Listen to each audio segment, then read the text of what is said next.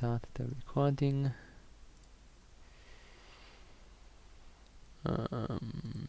Teilnehmer chat. Okay, so since there doesn't seem to be any question, at least no one dares to ask anything. Let's just see where we can continue. So the last time we have taken looks on many things. So for once the core mechanics of Qt, so how it works with signals and slots, and then of course on the UI a little bit to see how we can create a very trivial text editor for starters. And since the lecture is also about low level and Qt is everything but one can say, I guess it would be interesting first to now take a look on how one would create a thread directly under Windows, so without using Qt's offered classes, to have some comparison how little or how much work Qt takes away from one. And then also we should take a look on thread synchronization, so that we can learn how to properly synchronize access to different objects if we are using multiple threads and have concurrent accesses. So let's create maybe for that a new project, one without any Qt. So create new project, suck. Always needs to think. Just a normal console application. Next we will call it empty test. Empty stands for multi-thread test. And we create it. And now with the modern versions of the C++ language, so the actual version used, you can actually set here which standard you want. So default is 2014, but there is already a standard 2020, and I guess they are working on the next one as usual. So let's quickly switch this to the newest one available. And one of the biggest advantages of the modern versions of C++ is that the standard template library has been extended with a lot of things which previously only were available in the Boost framework. So it is much more useful. Like the old standard template library was just strings and some string manipulation and container types and some sorting and things like that. The modern versions of the standard template library also includes a lot of classes which allow you to interact with the operating system, such that you can write platform independent code only with the frameworks and classes that are provided as part of the C++ standard. So you don't require any additional third-party libraries like Qt or Boost, for example. Although Boost is a bit not necessarily that much third-party. A lot of things which gets implemented as later C standards are first available in the Boost library. So it's kind of a bit a playground for new things that might get added to the official C++ standard, while Qt is just its very own thing through and through. Okay, so first we can take a look how we would just create a thread if we would want to do it just on Windows. So we need to include Windows H.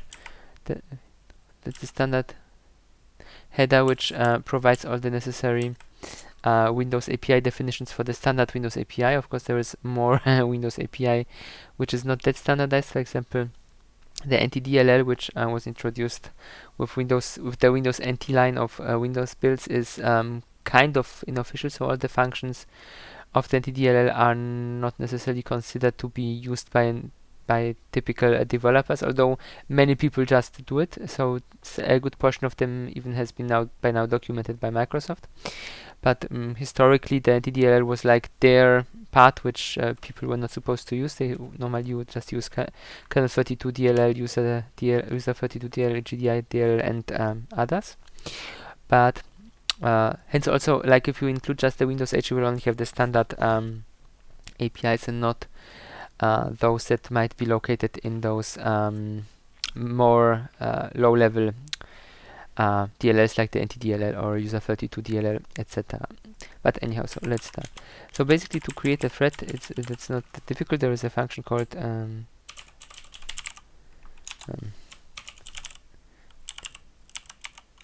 what's that?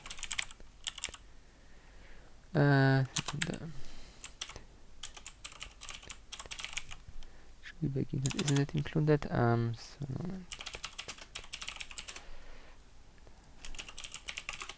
was it? I think it was create.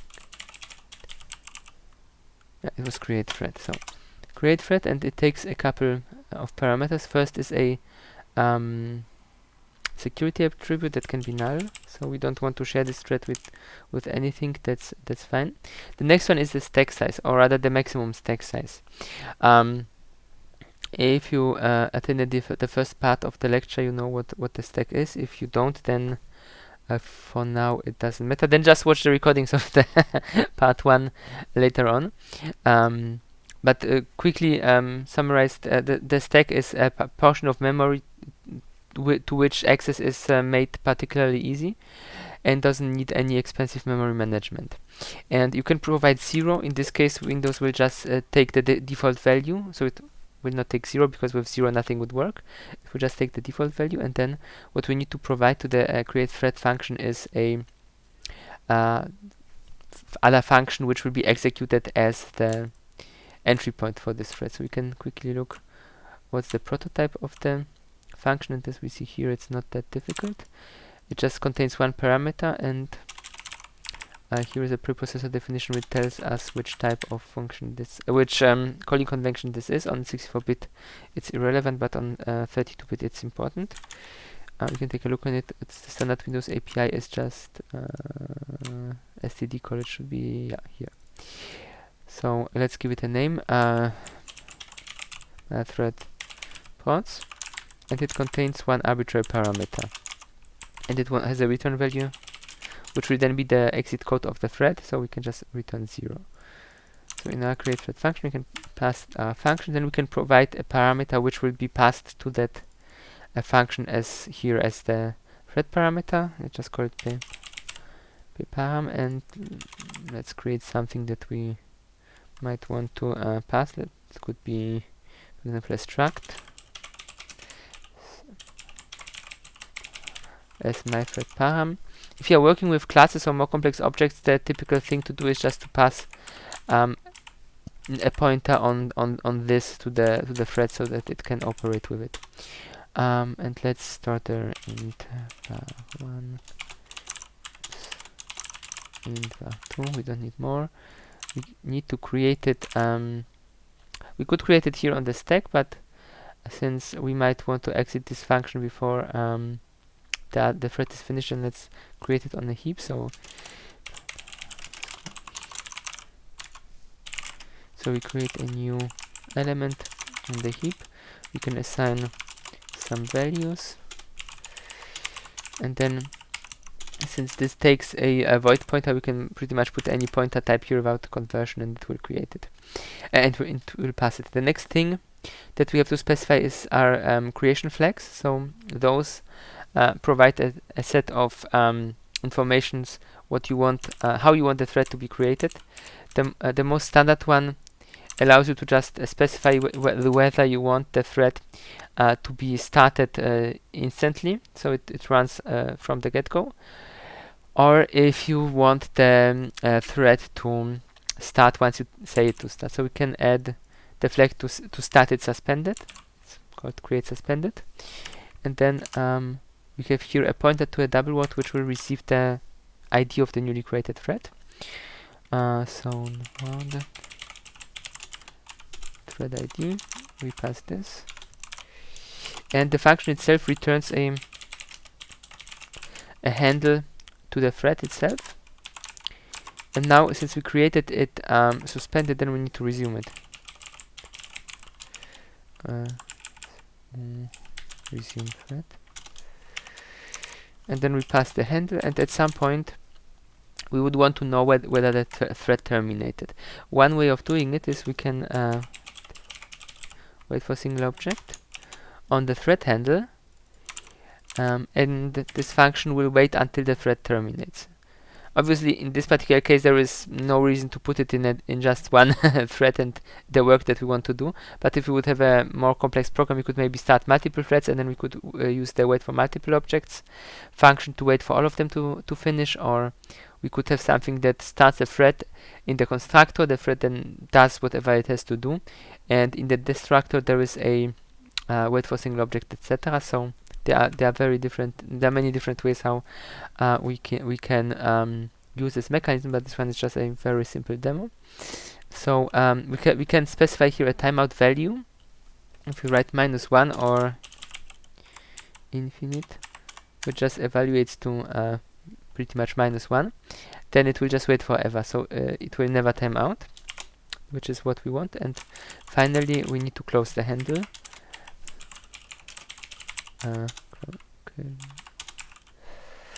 Close handle.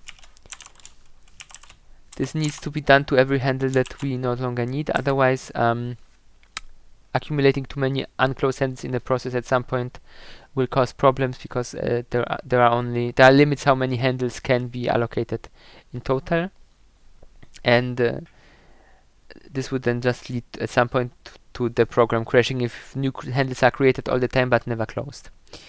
Okay, and now let's do something here. So maybe we can add some more log lines. So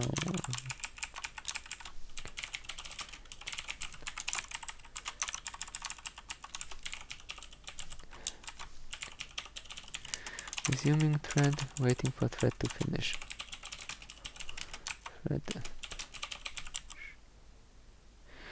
Okay, and then of course inside our function here we can give the thread something to do. Let's make a loop.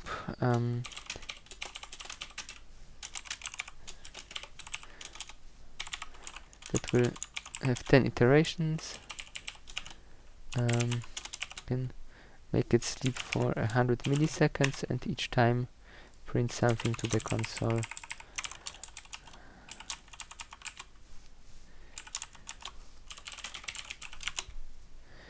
Okay, let's run it.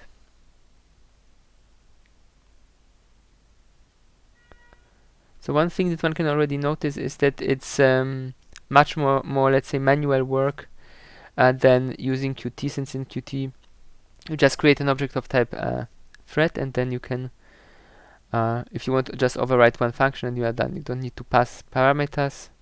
It also makes suspending and resuming easier, because you just have functions defined on your thread object that you can use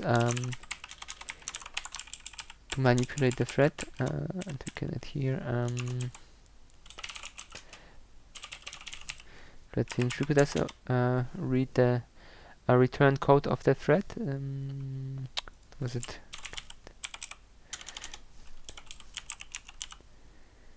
the thread exit code?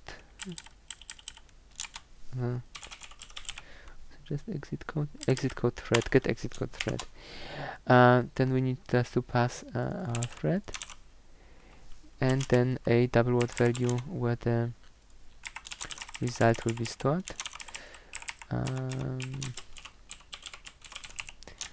Oops, exit code finished.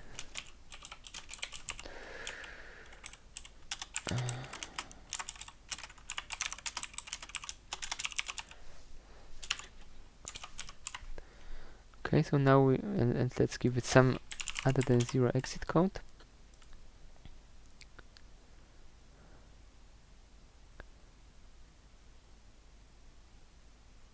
And voila, thread finished with code 1, 2, 3.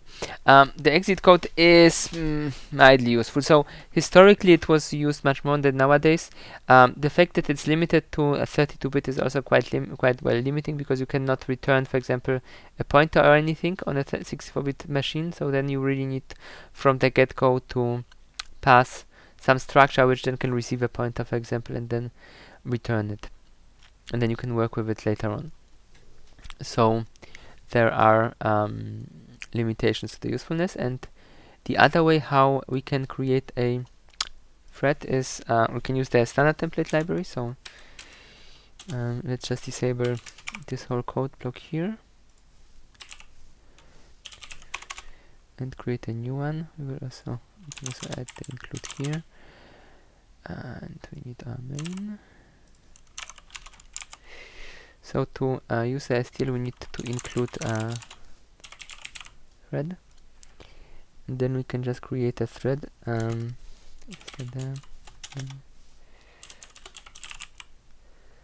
By creating a thread object,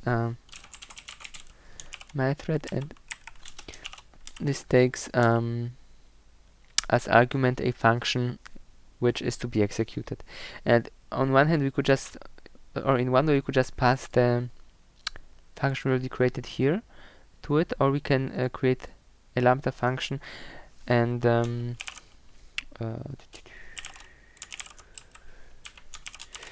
and pass this function to it. Does it want something else? Right, it wants us to pass some arguments. No, but that should work without it.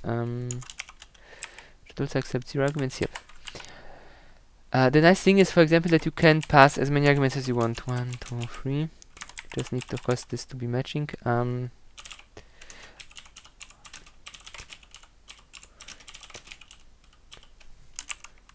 and oh, I have a typo here. Suck.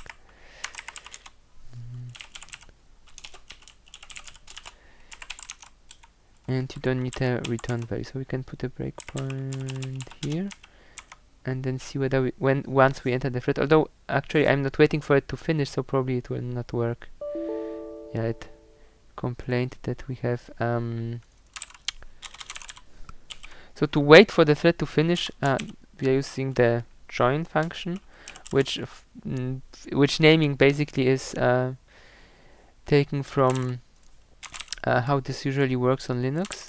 So on Linux, the nomenclature for creating threads or new processes forking and joining, which is, well, not necessarily very intuitive, but historically it just has very old historic reasons why it's named this way. We can also add some, okay, give a thread here something to do. Oh, and we don't have sleep since we don't have Windows. So let's just keep Windows include here. Sleep is a function provided by Windows. I think still should have a sleep option as well. As you see, it works just as nicely as the other one, but it's kind of more user-friendly since you can, we forgot to break on it, but because you can easier pass multiple arguments of the right type. 1, 2, 3, voila.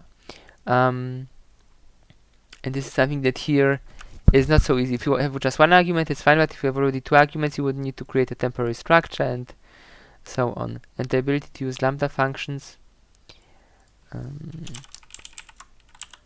is also very nice, since often you wouldn't want this function to be somewhere else, but you can just create it where you need it, where you want to start it.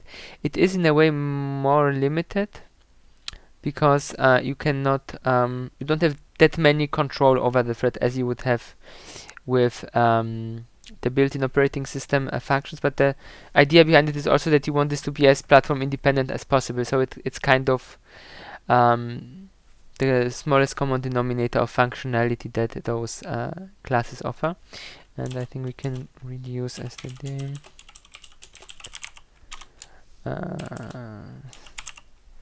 sleep 4, then we can tell it how long. So this works just as nice. Is it not working?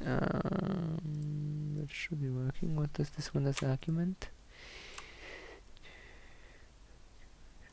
It was a chrono duration object. That will not work. So we would first need to create the right object to make it sleep. Let's see.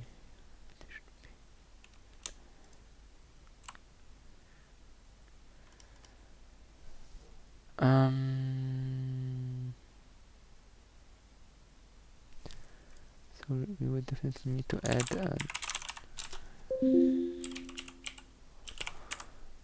chrono to it. supposed to, yeah, but this will not work.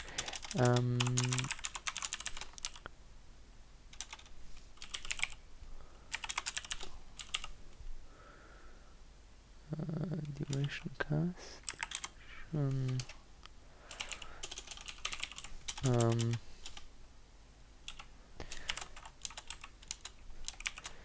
Can we initialize this?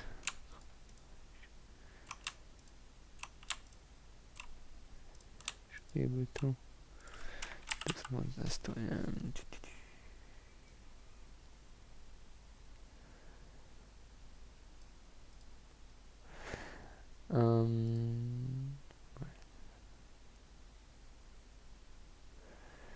It should be working, but apparently there is some trick to it. Why doesn't it just want to convert time into milliseconds? Normally that would be the thing that one would assume it to do. Apparently we first need to create the right object of the right type there before we can use it.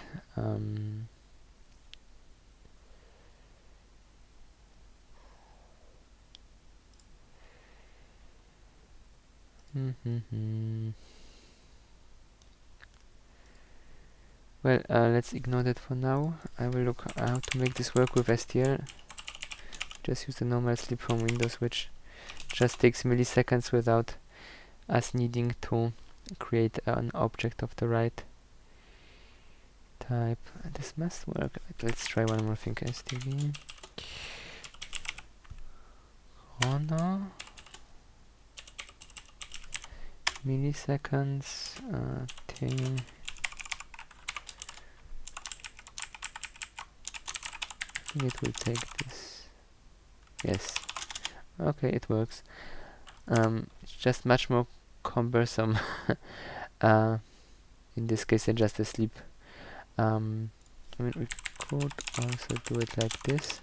One thing that is quite symptomatic of how STL is made, that you always have to type much more because you have the different namespaces, and also the names for some of the objects are not very short. As you see here, it's not called sleep, just in this case sleep 4. The reason is because you would also have a sleep until where you could specify an absolute time until when you want your thread to be suspended. Okay, so this match to this. So we can already create threads without using Qt.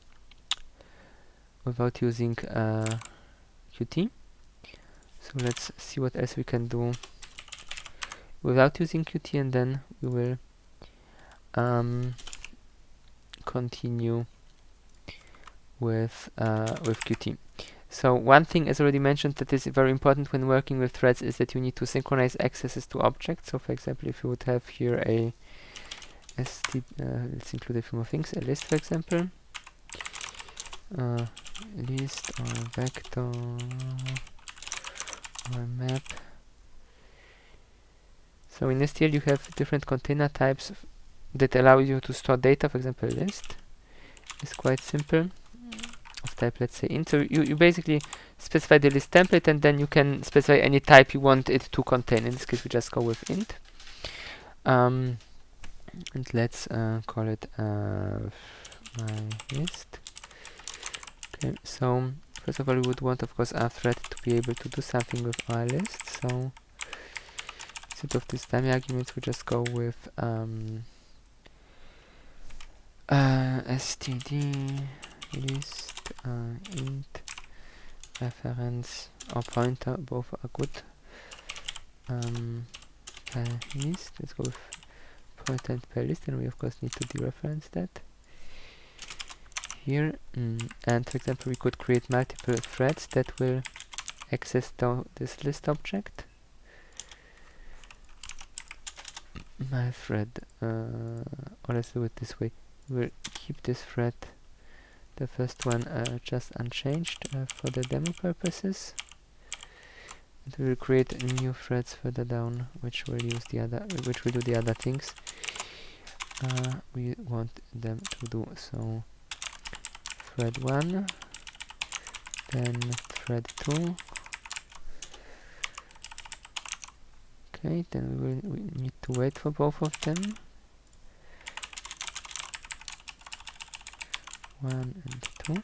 And as mentioned, we need some way to synchronize accesses to this list. So if we would try to just add randomly, nope, just add randomly things to our list, pushback 1, let's say 1 adds 1 and 2 adds 2. Then the expectation is that it will crash at some point because 2 unsynchronized accesses to a list that is just asking for memory to get corrupted. We can quickly run it and see how long it will take until we run in some troubles. Interesting. Apparently they just crashed without complaining.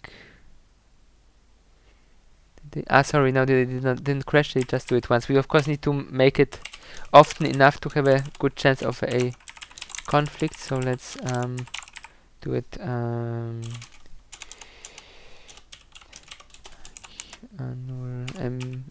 10,000 times. That sounds like often enough.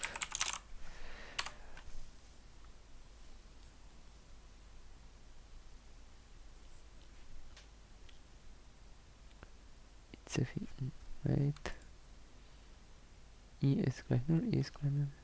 That also worked just fine. Either it's not enough. So usually when you start a thread, the setting up of the thread takes quite a long time. So if you don't have enough iterations in your, let's go with a million. Inside, then you would often, like, the first thread would be finished before the second thread has already had even time to start, and then of course you won't run into the conflict. But if we, yeah, now it's doing something, and at some point that looks like it crashed. Yep, voila. We have a nice crash from line 96. Nope. Inside of one of the lambda functions. Okay, in the destructor of the list. So actually, it didn't crash while inserting, it crashed at the end because it had some inconsistent state. And now we would of course want to avoid such a conflict. So there are a couple things we can do now. The most basic thing we can do is we can and by the way, the thing that is basically done on a hardware level in the Windows kernel to implement more advanced synchronization primitives is just a spin lock. So for a spin lock, what we need basically is a variable to which and some atomic operations that can be executed, well, as the name says, atomically by the CPU. Since we are using the STL for this demo, we can use the atomic template. And, let's call it spin lock. Let's initialize it. Which was it?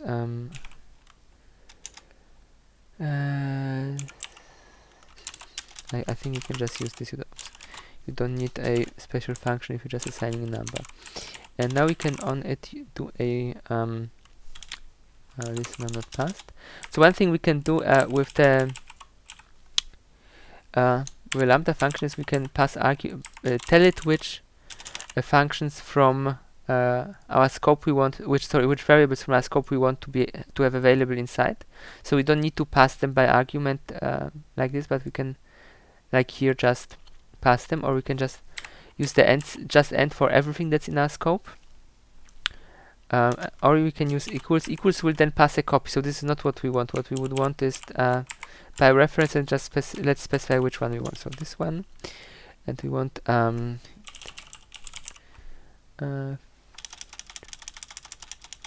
interlocked exchange.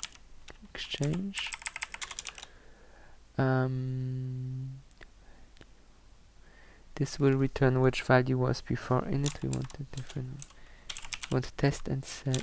Don't we have test and set on it? Compare exchange strong. That's the right one. Okay, so we specify which value we expect. We expect 0, and we want to change it to 1. for whatever reason the thing wants here. Doesn't it take just okay, it's perfect, it's fine. So the expected value and the value to set. Why is it complaining? The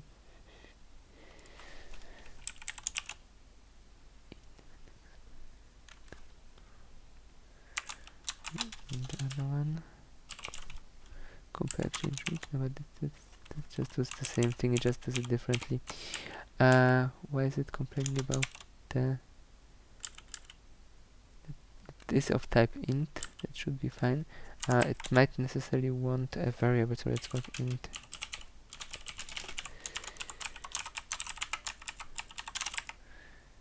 Yeah. Okay, and this should now return a value whether it was successful or whether it failed. So if it was not, or rather, we'll just loop while this is not successful, and inside the loop we can wait for some arbitrary amount of time. Alternatively, we could not wait at all and just try again and try again and try again. This is much more CPU intensive, but for starters, let's go with this primitive. And the idea is basically that here, as long as the variable contains, so as long as it contains 0, we can just exchange it to 1 and we continue. But once the other thread set it to 1, then this operation always fails, and it waits in the loop until the operation at some point succeeds. So here we can again assign it 0 since we are done, or we can just use the exchange command to set it to 0. And now of course we need to do the same thing for our other thread, otherwise the whole thing would be pointless. Zack, zack, and we need to provide here the log. Zack. Okay, now if we run it, it should add all the values to the map and then terminate gracefully without any crashes, since it should not happen that that two accesses at the same time. Also monitor here once it's running what it is doing. It will consume a lot of CPU time, I guess.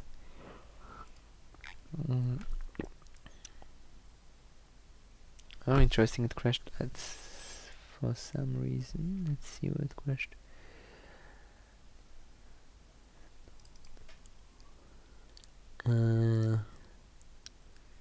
Should not crash.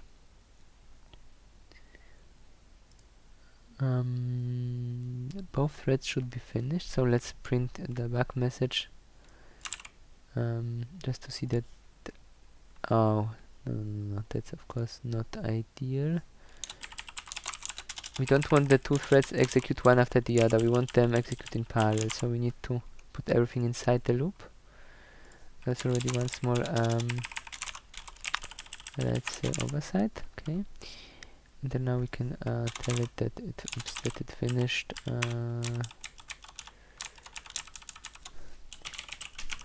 thread 1 finished and thread 2 finished, and we'll put a breakpoint here. Oops, that's should be a 2. But it didn't take this, so let's stop it and then rebuild it. Also, a million operations might still be not enough to take more than just a second or two. Yeah, that's so that's the wrong point to wait. That's the right place to wait. 1, 2. Okay, it just needs 2 seconds to finish. It tells that both threads have finished. And our map, but our map does not contain the right amount of entries, so something didn't work as expected. Compare.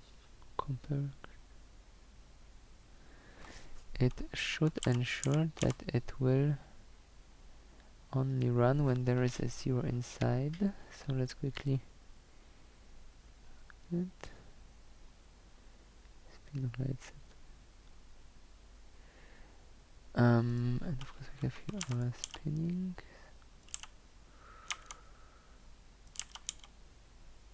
Because now it's waiting until the whole thing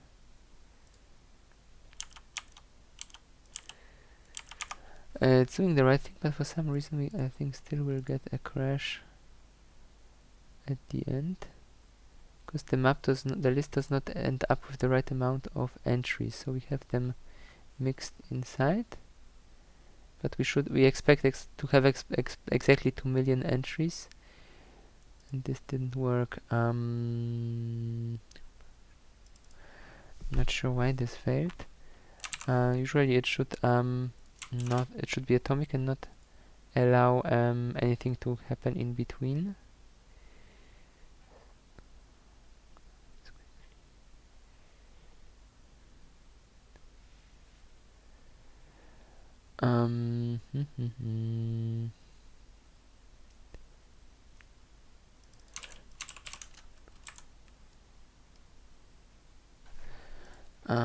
That should be working.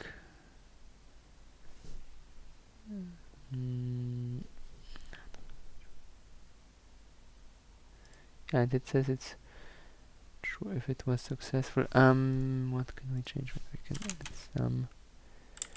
can specify the memory ordering to be more strict. std. Oops, it's not typing. std. Memory order acquire. Okay, let's see if that's all we need to fix it. If it by default is using the wrong semantics, then it might not behave as atomic as we want it to behave. Nope, that still didn't work. Okay, something's not working properly with this atomic thingy, so we can for now just go with the Windows functions that we have. I will later look why this atomic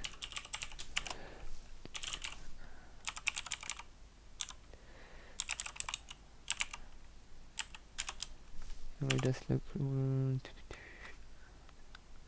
Okay, now we need to unsend long.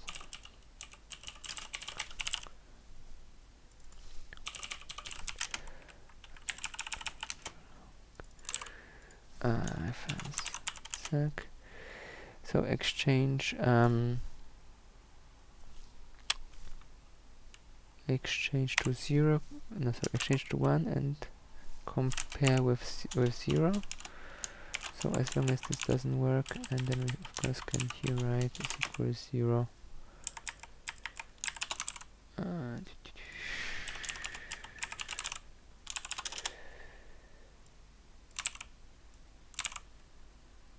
Right, yo. Same principle, just in not using STL. There must be some detail that needs some deeper study of the documentation before it works. But this also failed. Interesting.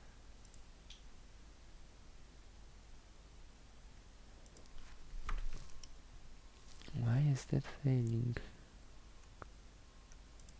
This should be reliable. This normally never fails. And while this, then it's 1, then it's locked, then it should not. Anything. Doesn't it like? There is some. Okay, let's try something else. We'll use STL mutex, which is like a high level or existing high level implementation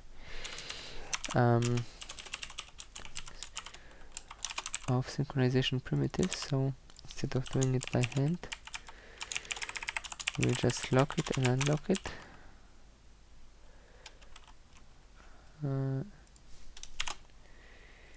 Right, and this one shouldn't be there. Mutex.lock.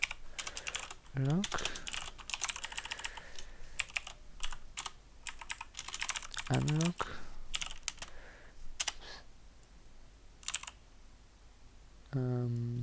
Sec. 2.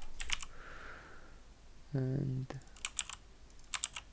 or is it failing because of the lambda function? That is, but end should pass it as a reference.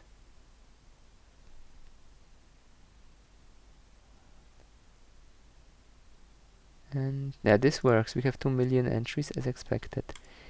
Right, we could run it and then see that it will not crash on deallocating of the list.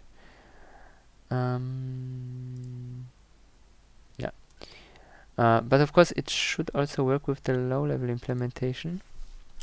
So let's quickly try to find out why this might not work as expected. So first of all, what we can do is we can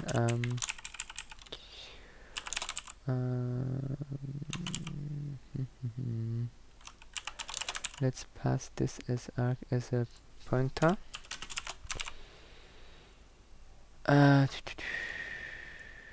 To our spin lock Sterne. Or maybe it doesn't like if we just assign it 0, but so let's use again interact compare exchange to actually not just interact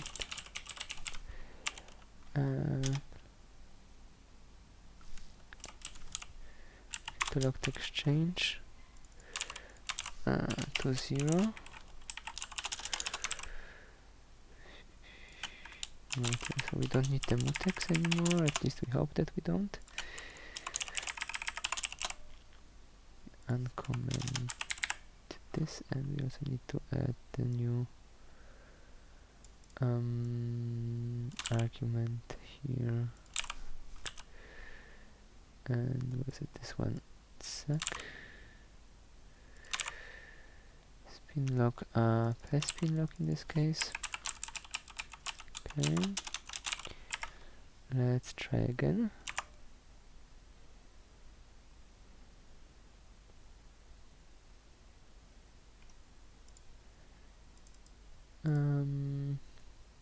We somewhere have a small bug. Suck. Why is that complaining? We have the two functions. This is also the right type. It probably wants us to specify it as type volatile.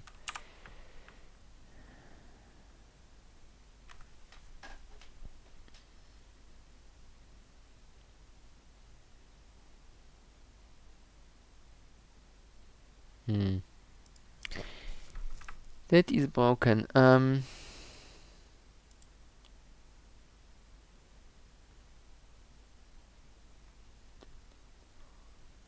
I will debug this later. Let's just continue with the mutexes and that stuff. So, as mentioned, one way to synchronize is to use mutex, and so as said, the mutex is a class provided by the standard template library, which uses Windows internal mechanisms and probably also some hardware commands to be more efficient, but we will not look into the implementation. There is a second method that can be used on Windows, so if you would want to do multiple threads and do something here in the above code, then what we would use would be a so-called critical section,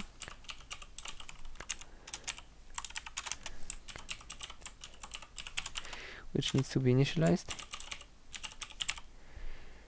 Critical section, suck. So this part is from Windows itself. At some point we also need to uninitialize it. So the nice thing about using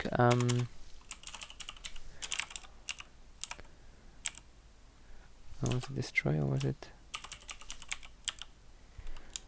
Let's quickly see. The nice thing about using a more high-level approach like the more high-level approach like STL is that you can just create objects and they will do all the initialization automatically. If you want to use just the Windows API, then you have only the low-level C++, delete critical section, the low-level C API, which does not, which is not as user-friendly, as you need to initialize and destroy all the objects manually every time you want to get rid of them. Right, I will just leave the mutex defined so that I don't need to remove it from here, but we can add the critical section to the things we want to use, and then instead of mutex lock you do enter critical section, and once we are done here, leave critical section, zack, enter critical section, leave critical section. We can actually copy both and overwrite. Zack. That should work just as good as the mutex.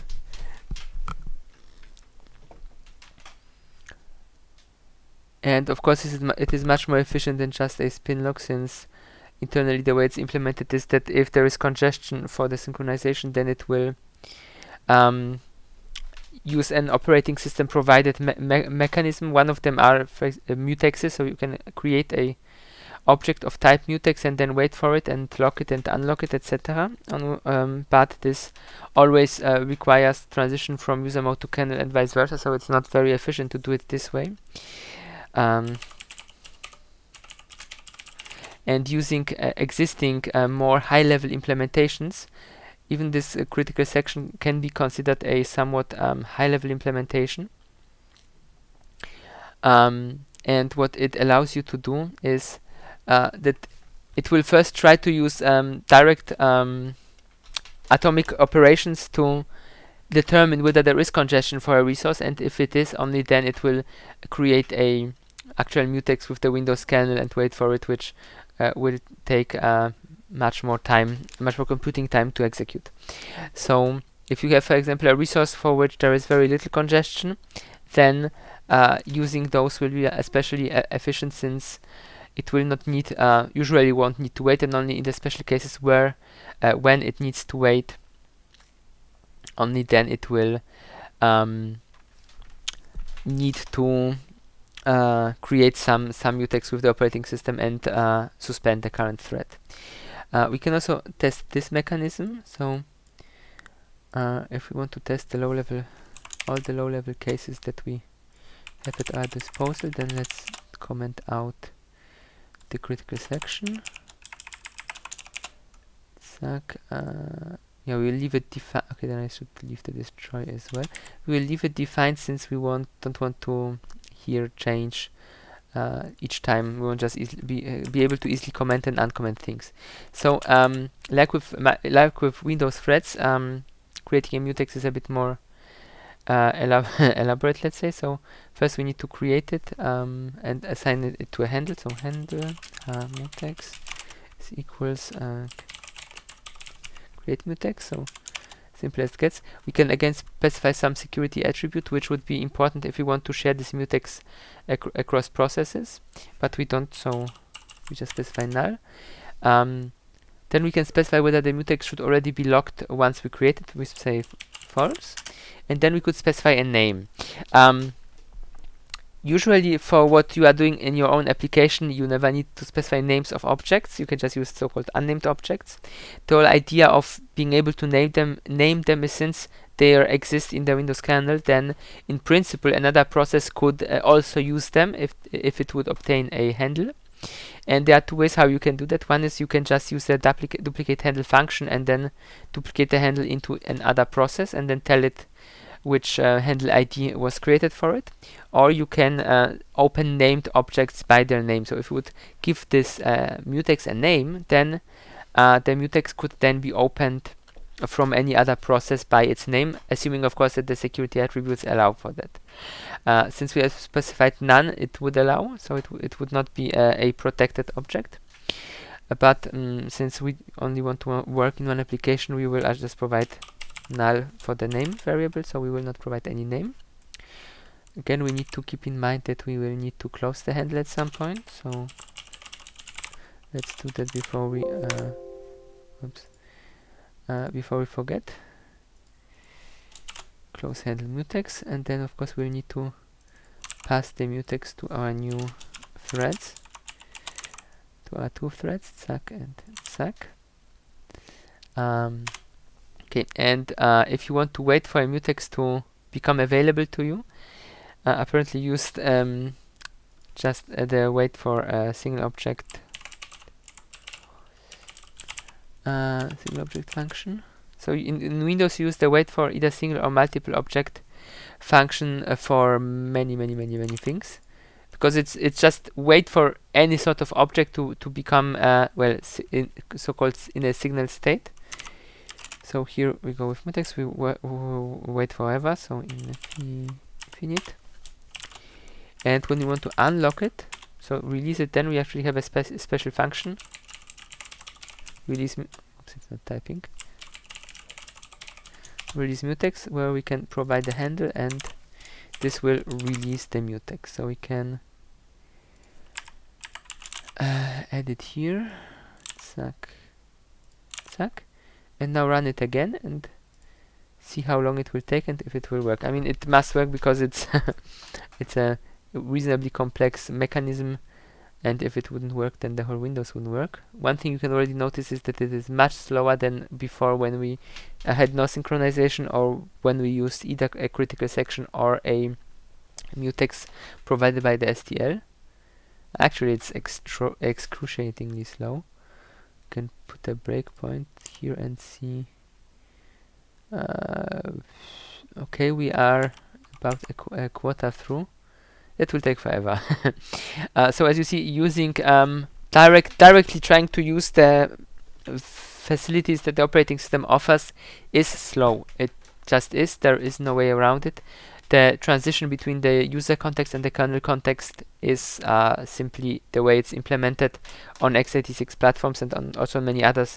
It is just slow, and it requires some amount of security checks, so it is not to be expected that it could be implemented any faster without compromising on security. So in the development history of x86 architecture, there have been quite a few improvements to the mechanisms which have been used historically for invoking kernel calls. So the current ones, I think, are as good as you can go with the architecture without absolutely changing anything. Let's see how much more. Okay, we're almost done, and we are done. And again, we see here we have exactly 2 million entries, so it worked. It just was excruciatingly slow. And this is also one of the reasons why you get this more complex synchronization objects, which try to use spin locks and other mechanisms in order to synchronize access before they escalate it to using the operating system. I'm not quite sure at this point why our self-written approach failed, because technically it shouldn't. It should be working. We can just can we try something else? And I don't think so. So we already have passed this directly. We have let's quickly see if we can have an idea why this didn't work.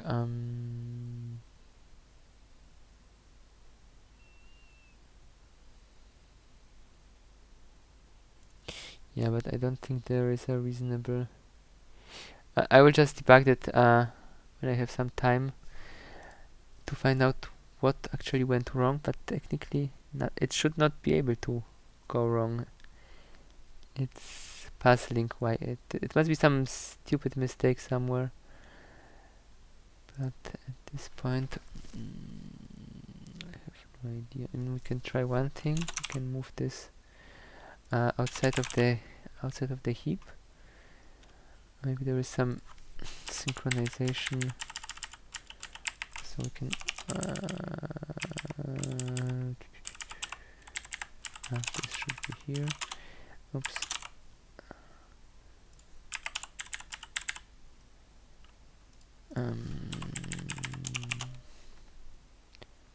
I don't think it should make any reasonable difference where it's stored in memory, but maybe for some reason there is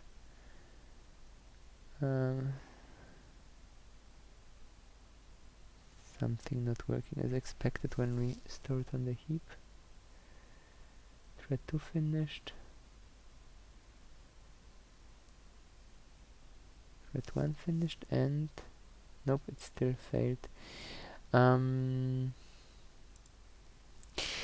I assume that if we would add some sleep to it, then it would probably work fine, but that's not the point. It should work completely without the sleep as well. Simply by suspending the thread, in the case it finds a congestion the first time, will effectively add so much delay, I guess, that it will not really run into a conflict anymore. Let's see how far. Okay, that's too slow. This will not work reasonably. It will just really take forever and ever. So let's just ignore that part and just stick to the 3 methods which we have already seen before, which were working just fine, the mutex and the critical section. One thing we can actually do is we could take a look into the mutex to see how it internally is implemented. But as said, normally it will... Oh, I have an idea what went wrong. I think I have an idea. Do I? 0? No, I don't. Because this must be one when it's... No, I don't know. We will revisit this once I found out why it failed. Normally the spin locks are quite reliable. Okay, so we call the mutex. We can look here. We are not.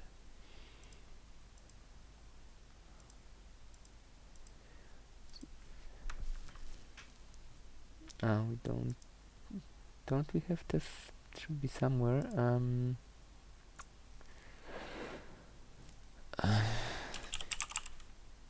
No.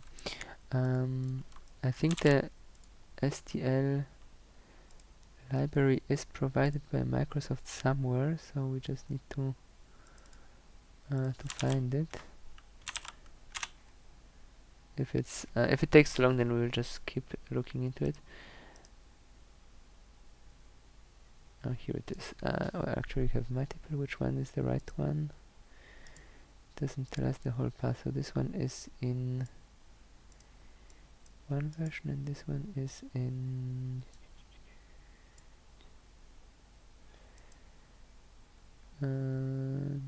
which one is? No, this one is newer. So let's go with this one.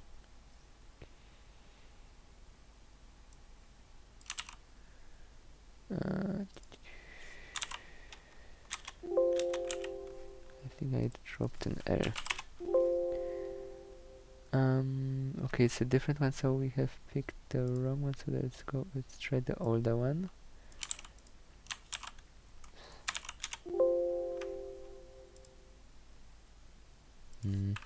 STL. Okay, it both apparently are not the exact version which we have installed, but we can still try. If this, but it probably will not work. It's not this.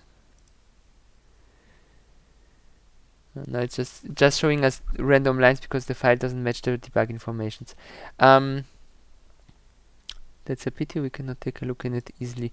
We could, of course, try to find out which exact version of the runtime is currently used, and then download the exact matching version of the SDK. But I think this is not worth it for now. So let's comment this out, everything. And let's think of an assignment that would be interesting as homework. So I would suggest that you write an application that runs runs a pair of threads for every of those 3 synchronization types, and then times how long the execution took. So one way to do it is you can just use the getQuetic was getTickCount 64 function, which returns the time in milliseconds since the system was booted. So actually the millisecond count since the system was booted. It doesn't return the time in terms of hours, days, and etc. So you can just call it before your function, after the function, and then take the difference of the 2 values that you get. So 12, 10, 20, 23.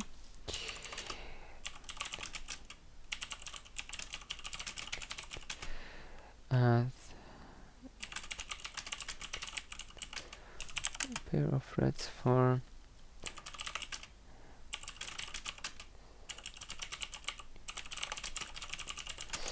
um,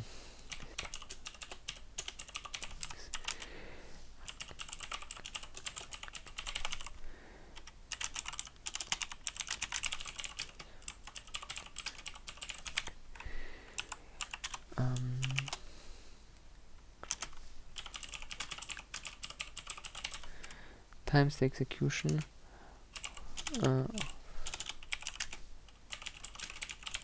times execution of each pair, and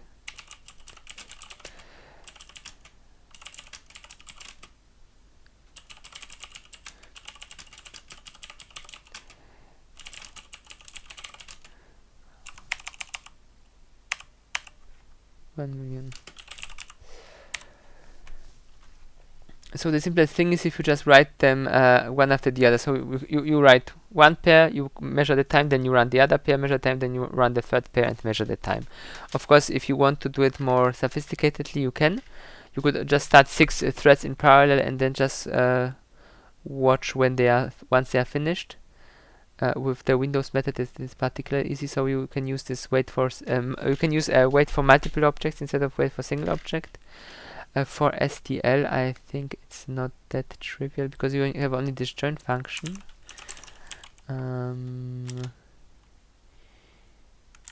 Okay, you can check with joinable. This will tell you whether it is already finished or not, and terminate instantly. So you could have a loop that runs after you have started all the threads, and once every 100 milliseconds checks if any of those threads switched from not being joinable to being joinable, and then you can, if all the threads from one of your pairs are done, then you can take the time and print it out. So this would be another implementation. And let's add some optional to do.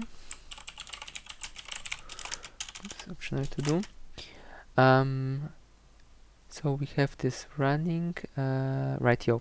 Test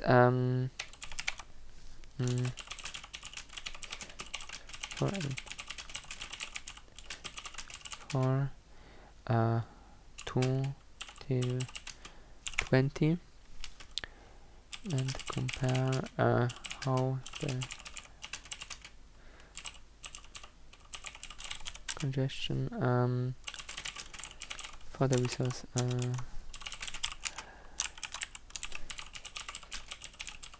impacts the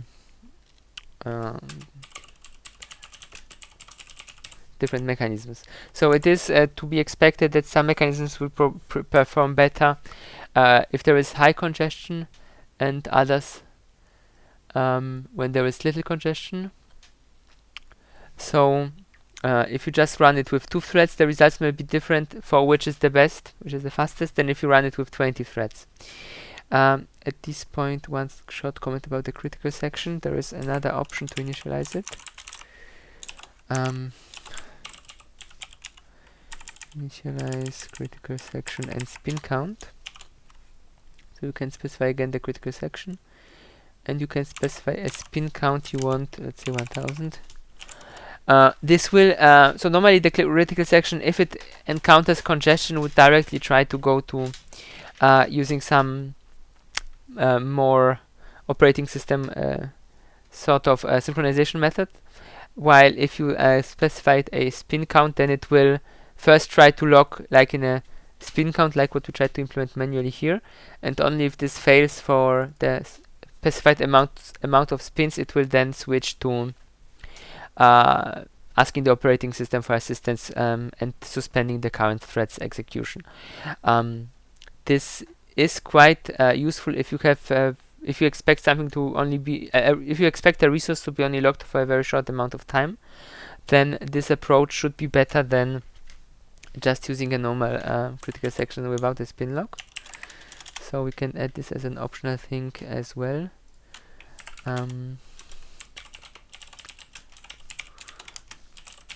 Compare those two to each other.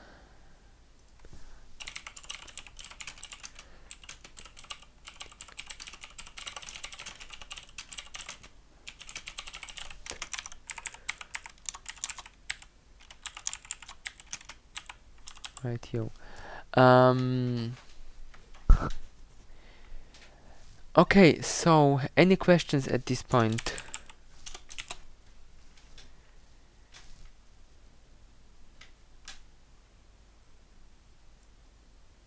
No questions? I don't believe you. I'm sure it's not completely clear.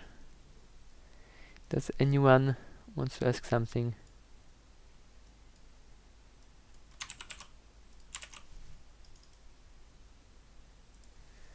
Okay, if no one has a question, then we could take a look in Qt, how it would look when we try to use a mutex in Qt, how a Qt mutex works.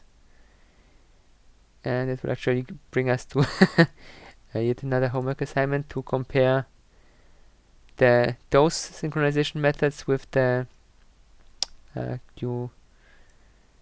QMutex one. Let's say for 3+1 synchronization, comma, as well as QMutex, because I think this would be also interesting to have a comparison for it. And you can create, like, in this project we are using STL or just normal Windows API. You could have the project created with Qt libraries, and then you would have the choice to select to do whatever you want. You could use the Qt methods, the normal Windows native methods, or the STL provided platform independent implementation. So we have here our Qt test, for example, where we have some of our classes doing things. Well, they are just running, they're not doing much. Let's create a new project. That will be, I think, a good idea. Qt offers a quite nice mechanism to run individual worker threads. We can take a look into this as well. Create new project. Console application. Next. QTMT test. We will need to add some additional dependencies. I think we can do that next. Zack, here. We want to add Qt concurrent. Concurrent, this one. Zack. And yep, should be right.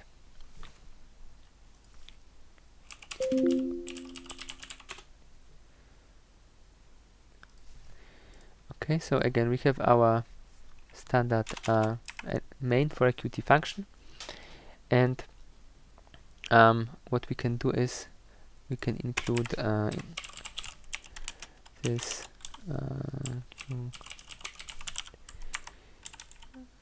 was it QComponent? Did I mistype that? I don't think so. Was it Qt concurrent? Should be this. Let's see if it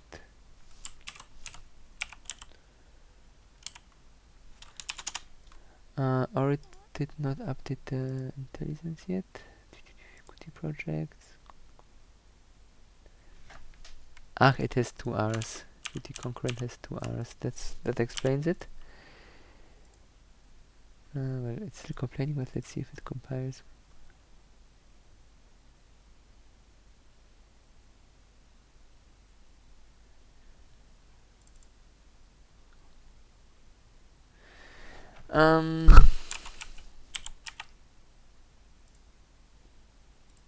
Yeah, now we have everything we need. Okay, so and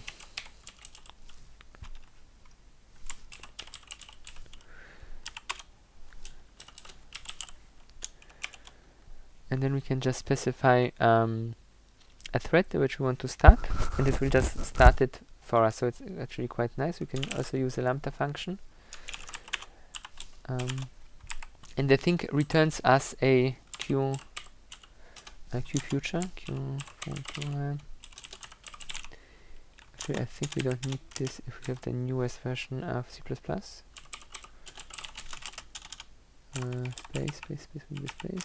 future, zack. On this we can just wait for finished. So this kind of at this point works like this threads from STL, but internally it creates a thread pool, so you can run an arbitrary amount, start an arbitrary amount of threads, but you could limit how many threads actually could be executed at once in parallel. So what was it?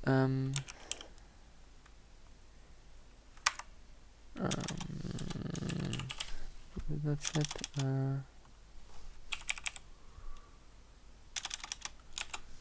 One moment, please. I think we need default pool.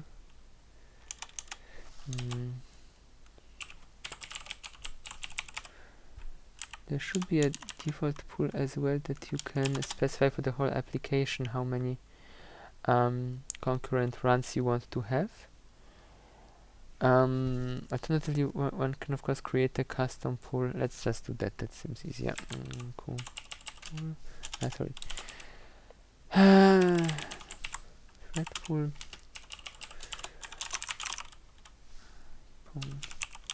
Set max thread count. Let's say 10. And then we just need to specify the pool as the first argument when we do this run. And then it will run from within this pool. As mentioned, we can create multiple threads. So for let's go with 10 threads, or let's go with actually 20. Let's limit this to 5, and then let's go with twice the amount here. Small typo there. And of course, then we also need some way how we can wait for multiple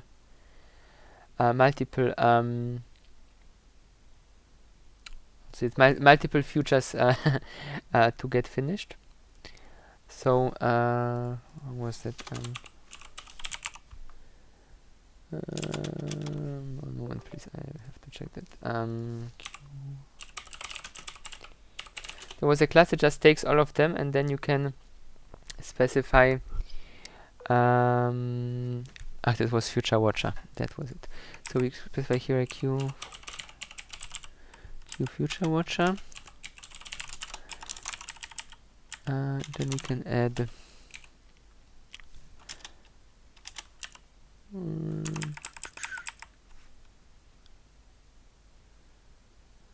It wants us to specify something. Q Future Watcher. We shouldn't need more than just to create that thing, I think. But apparently it wants a. Maybe we need to. It might be that it's not defined anywhere.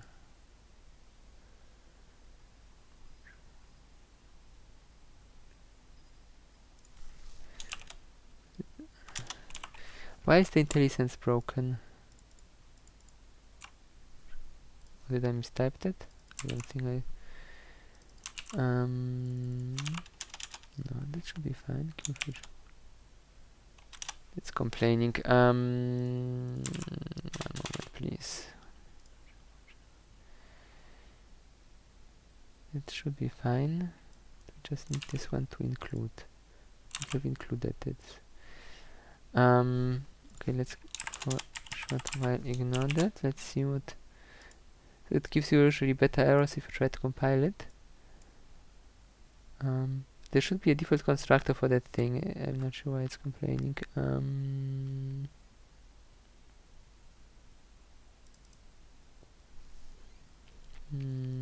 But it is. I think I know what's the problem. It wants to know what type of result we will be expecting. Yeah, now it's working. Punkt. What was the function to add?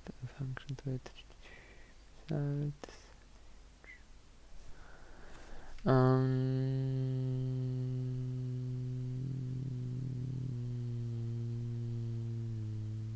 that's not that.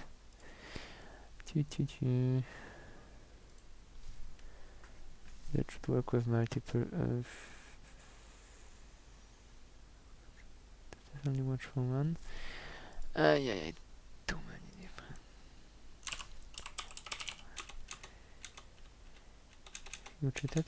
Future synchronize. There should be a way to wait for multiple futures.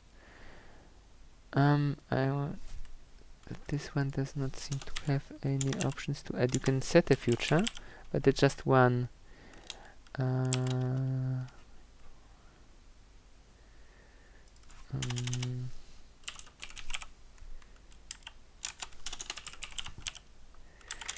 This one takes just a single one.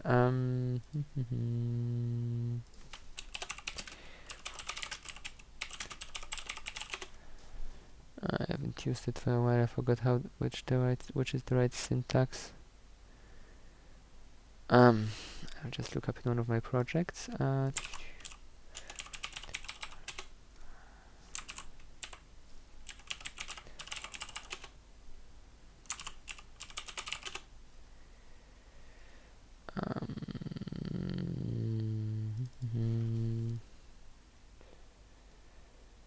Nope. Then the other one.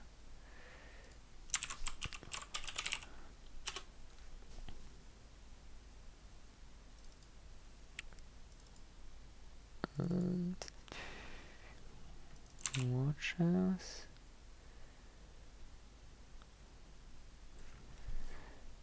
But there we are waiting. It's not good.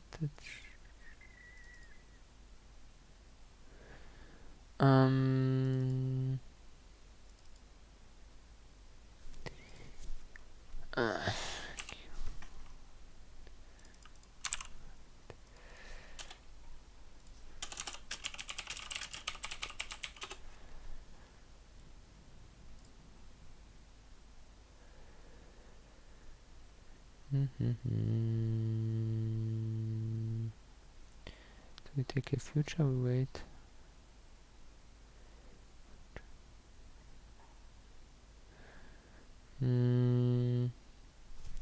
I don't find the automated way, so let's do it by hand. I'm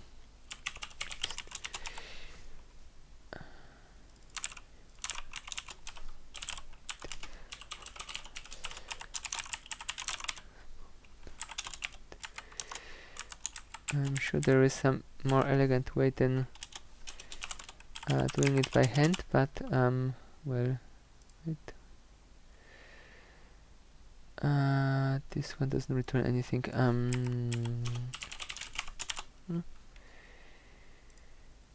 It should be fine. And here we just make a loop.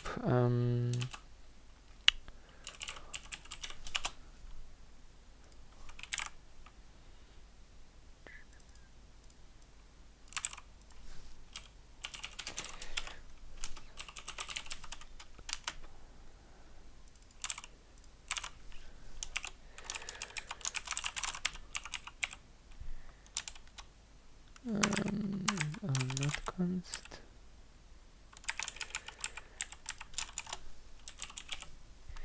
Wait for finish.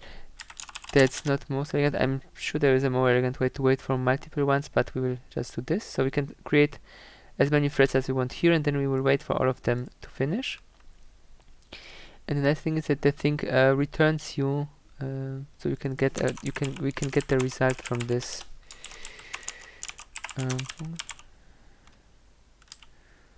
Result zack.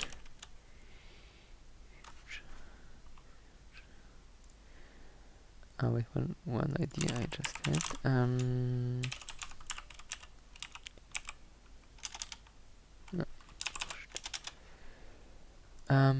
There is this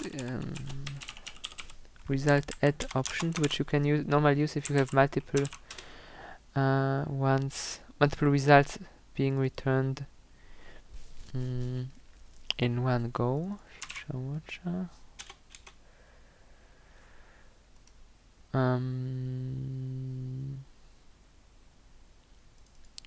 but as said, for some reason we have something's not working the way we want. Yeah, wurscht. So let's run it, and maybe let's print something to the console again. Qdebug, zack. Debug, zack, zack.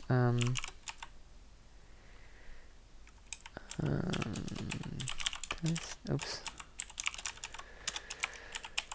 Just run test it, of course. We forgot the return 0. Small q. And this one doesn't. So it will, as said, wait for all of them for each of them to print test, and then it will be done. And then we can try, of course, running it with some more advanced payload, like for example we had before, where we want to increment a list. So as you see, they printed test, and we're done. So here now let's create again a QList with an int my list, and then a qmutex. I think we need it's already included my mutex, and here we always we need to pass everything. Let's just go with the other option where we just are passing everything lock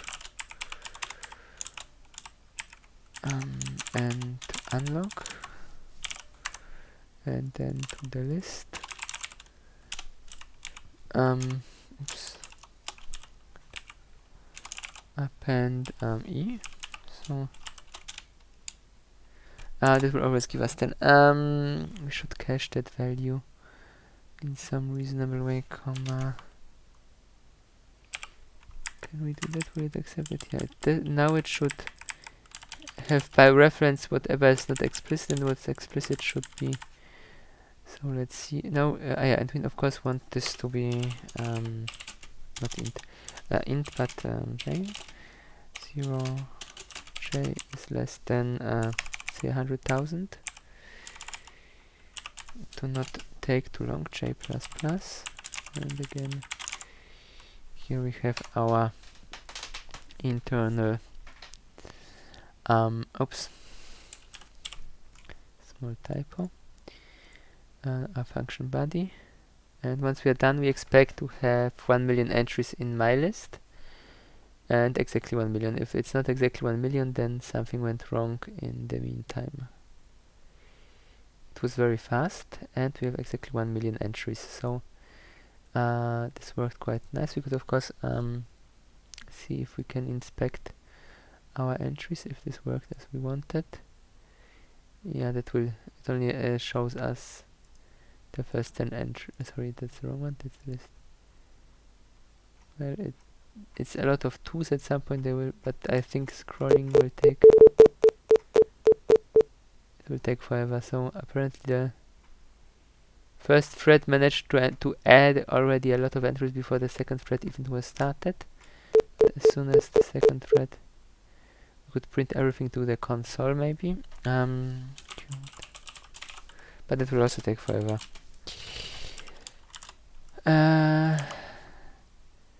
Just interesting to see how the interleaving will look, because we expect it to be only up to 5, and then once 1 is gone, then it will start the other ones. Yeah, so you see it's sorry, it's 0 to 5. Of course we are starting it as 0, and once it would finish, then it would go to the next threads, but since it's extremely slow to print to the console, we don't want to wait for this. So this qmutex is, as mentioned, the Qt version of a mutex. There is also a few things to consider when using those different synchronization methods, namely, for example, how the system would behave if you would lock a mutex and then try to lock it again. And the thing about qmutexes is that normally I think they are not reentrant. So if you would try to how was it called? So if you would try to re-enter a qmutex again, so lock it a second time, it should lock the process up forever. So this would not be something that one would usually want.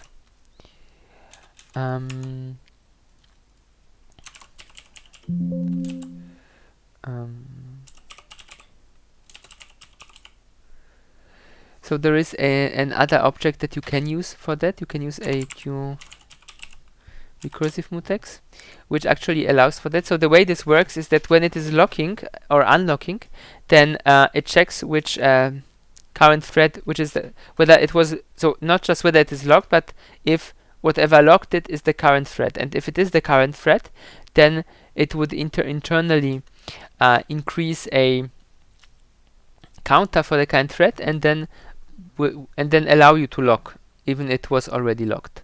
So of course this makes things more complicated, so we can quickly try it. It will take more time, and of course we need to unlock it the right amount of time. So if you unlock it less times than you have locked it, then this is just asking for trouble.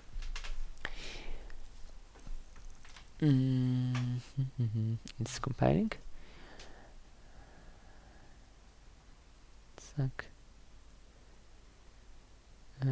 It should be running. Let's see how far we are. Nope, it's actually deadlocked. Do we need to tell the recursive mutex that we want it to be recursive? No, usually not. Wait, let's quickly check whether it will. So we lock at 1, we lock again. No, that was fine. Why wasn't it doing anything? Oh, that's why. Stupid typo. Instead of unlocking it, we locked it once more. Then obviously it has to deadlock.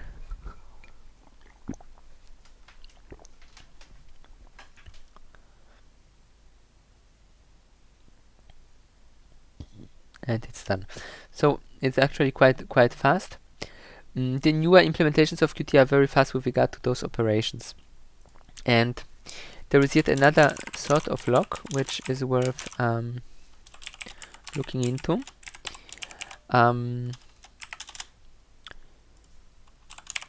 If you want to synchronize access to a resource, and you, for example, want often to read from it, but only very rarely to write to it. And of course, you can assume that the resource, as long as you are reading from it, you can read from as many threads as you want.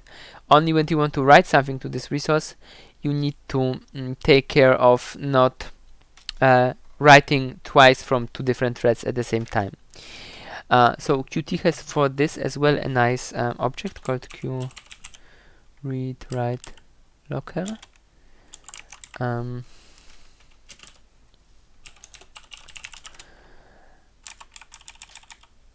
I think we might need to include that. So some of the includes are like included in other things that we already included, and some others not. Like mutex apparently was, but read write log. Sorry, or it wasn't. It was just complaining and I forgot the semicolon. Yeah, it was already included by something else, probably by qcore. And this thing instead of lock has lock for read and lock for write. And the idea is that as long as you are requesting a read lock, then multiple threads can have a lock at the same time. But if you request a write lock, then it will wait for all the other threads to release their read locks. It will not give out new read locks, and you obtain your write lock. Then you can write to the object, make whatever change you want, and then you unlock it. So unlock is just unlock. That's you don't need to say what you want to unlock, it just unlocks whatever it knows you to have locked. And as you see here, for the read-write lock, you can specify actually a parameter, whether you want it to behave recursive or not, so whether you want it to allow you to lock the same resource from multiple threads multiple times. So this is actually quite nice, a bit nicer maybe than having 2 different mutex classes. And another and by the way, this read-write lock can, something like this is also available in the standard template library. It's called a shared mutex, I think. Let's quickly create it. std shared mutex and you can you can either lock it or lock shared. So the nomenclature is different. You can have lock and lock shared. So lock would be like write lock, and lock shared is like a read lock. And lock, and you have of course the and apparently you have explicit unlock or unlock shared. So this is not as user-friendly because it kind of doesn't track. It's not by default, I think, reentrant, sorry, recursive. I would need to check documentation for that to be sure. Where that is usually recursiveness adds complexity. So so normally the STL versions are simpler.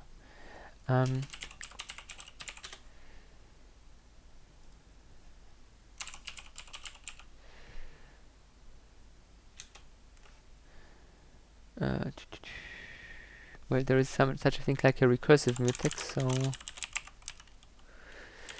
if you want to have a normal recursive mutex, you can use this, but for the shared mutex, there is no shared recursive mutex. Does it take any parameters? It does not. It does not have. Yeah, I would need to check that in the documentation. But I assume it will not be recursive. I said if there is no option easy to set it and there is no explicit recursive mutex type, then this functionality actually is not available in STL. It's only available in Qt if you need it. But I said Qt usually is more complex in total. So benchmarking those things is usually very good, because sometimes you may make assumptions about the performance of a certain implementation, and that might not be true, no longer be true. Things change. From Qt4 to Qt5, they have improved on the mutex performance a great lot, for example. So as said, the homework assignment is actually quite interesting to benchmark all the different mutex and lock types to find out which one, how which one behaves. Another thing to think about, as said, you always need to unlock a mutex, which is something that in a typical C or C++ environment is something that you would probably like to automatize.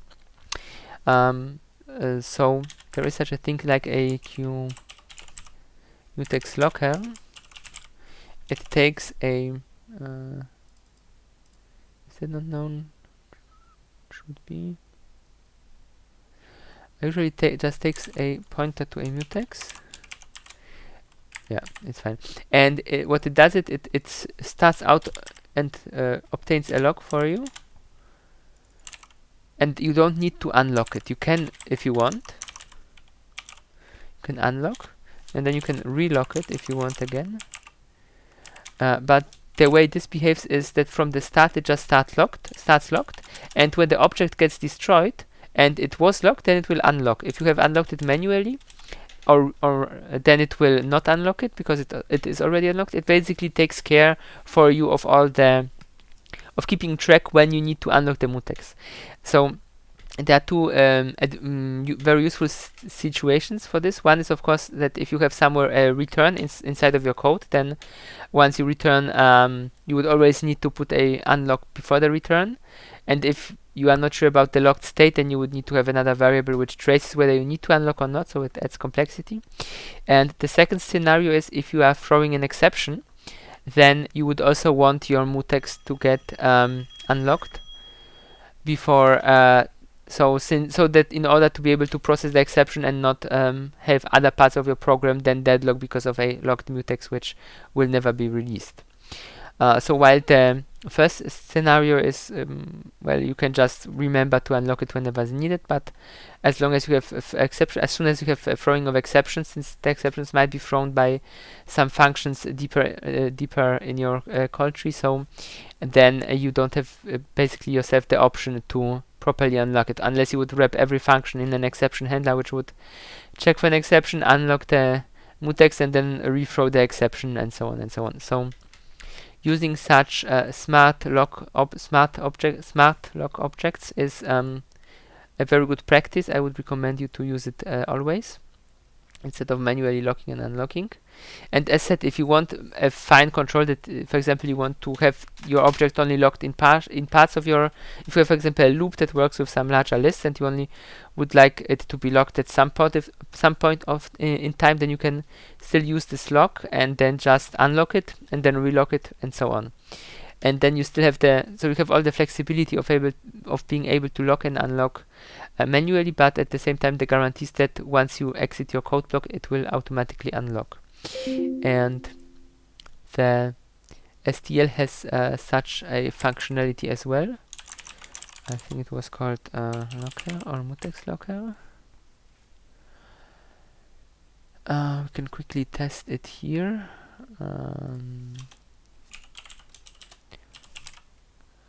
I think it was just called lock. It was just called lock. And of course it needs, I think, does it need by reference or by point? It wants to know which type. So it will need a reference, I think. Did we change this to 12? We did.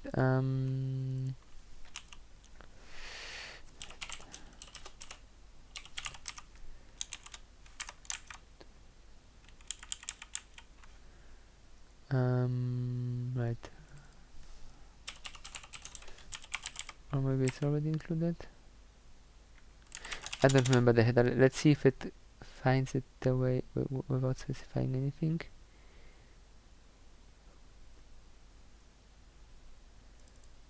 One moment, please. Let's quickly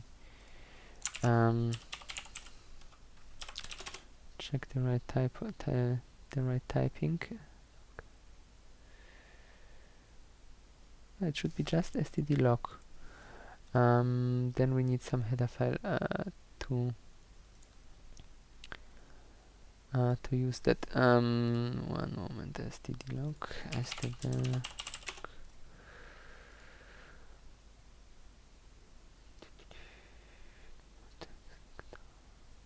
No, that should work.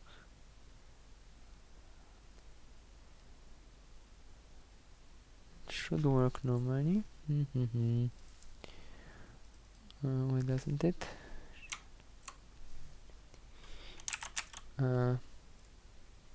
I know. We need to specify that we want this to be a unique lock always, even if we don't have a mutex which is shared. There is like no lock, there is just unique lock and shared lock, and you always need to use the right lock type, even if your mutex is not a shared mutex. That is a bit, so the STL is a bit, it needs some getting used to, basically. But other than that, it works just fine once you remember that the naming is a bit much more cumbersome than normally. And on this thing, on the lock, we also have a few useful functions. We can unlock it, we can release it, so we could also completely disconnect the mutex. So this is usually something we wouldn't want to use. Swap is also quite interesting. Well, just unlock and lock are the most typically useful things. And another thing to keep in mind is that as you have seen here, you had this try lock function. Also, it's defined on the mutex and in Qt as well. So let's quickly switch to Qt and see what this one is doing. The try lock function basically allows you to specify a timeout. It can also be 0. So if you can lock the mutex, the try lock will lock it. If you cannot, then it will wait for the specified time, or if you specified 0, it will not wait and just fail outright. And if it could lock it within the specified timeout, then it succeeds and locks, and if it fails, then it just returns an error. This might also be useful in certain scenarios. So if you say you would like an object, but you can work without it, or what else? Usually these are more exotic scenarios because you need to have a certain situation where you really can work with or without the resource that you want to log for. But generally, it is quite nice to have this ability. And with Windows natively, you could when you're using the mutex as such, you can just specify a timeout here. And of course, the STL mutex, as mentioned, has try log as well. So this works. Critical section, I think, is also capable of doing this. Try enter critical section, suck, and then. But here you don't have a timeout, so this try enter critical section will fail instantly if you cannot enter it, and it returns you false on failure, and true if it was able to enter successfully. Okay. What else? I think the Windows API as such does not provide any easy way of implementing a read-write log. So for this, it is mostly intended to be just a you just get full access or you have no access. There is no in between.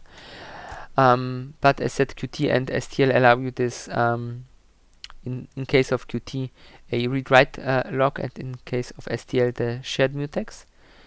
Which is quite where is it here?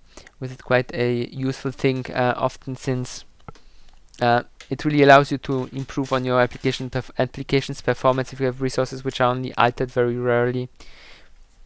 If you allow a parallel access, parallel read access, of course you need to ensure then that the object you are accessing, that all of its functions are at least reentrant, so that it will not use some internal global variable to do something, because of course then if two threads would use that function, that would cause an issue. Okay, are there any questions? This whole multi-threaded thingy is let's say in the least complicated because there are many things to keep in mind, and of course you can easily create deadlocks. So for example, if you have multiple mutexes and you have a function which would need to acquire multiple resources, and you just want to lock a couple of them, and then you have another function which might want to lock a couple other mutexes, you can easily maneuver your application to a situation where some mutexes are locked while the thread is waiting for another mutex, but the other mutex cannot be unlocked because it was already locked by another thread which is waiting for a mutex that was locked by the first, and so on. So ideally you would try to ensure that you not lock more than 2 mutexes at once, unless you really know what you are doing. So locking one is always safe because at some point it will be done, but locking multiple ones can cause issues, unless, I said, you know what you're doing. So yes, with the direct Windows thingy, maybe we could try one more thing on this above case, just to demonstrate how to do it. So here we only create one thread, but let's just create a second thread.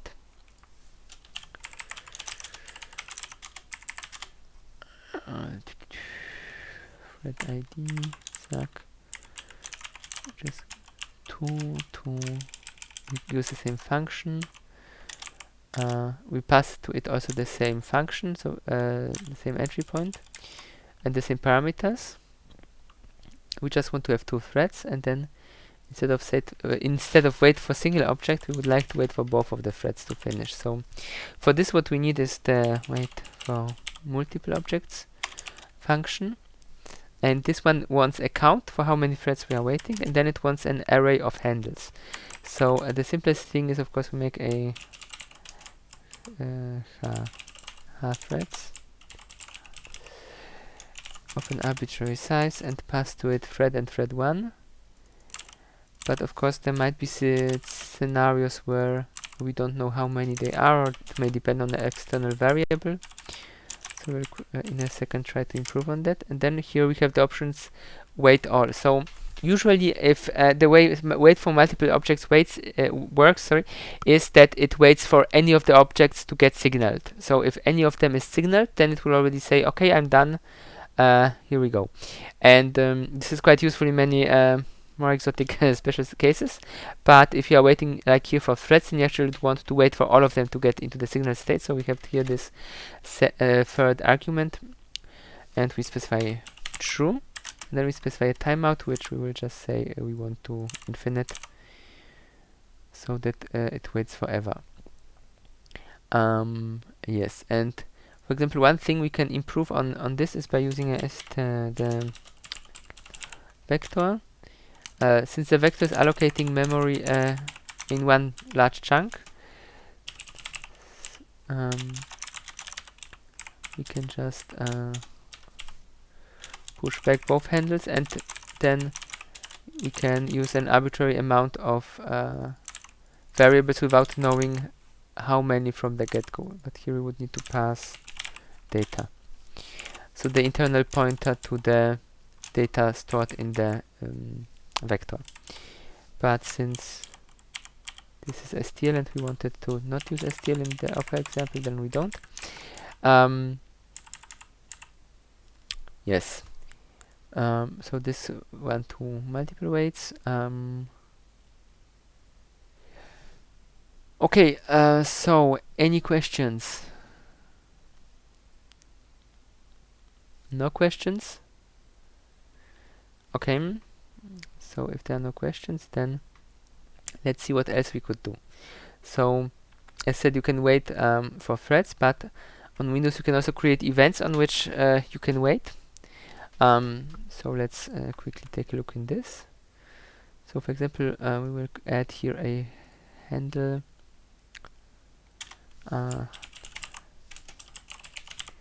event, and we will initialize it. So right here we can comment this out if we don't want the second thread.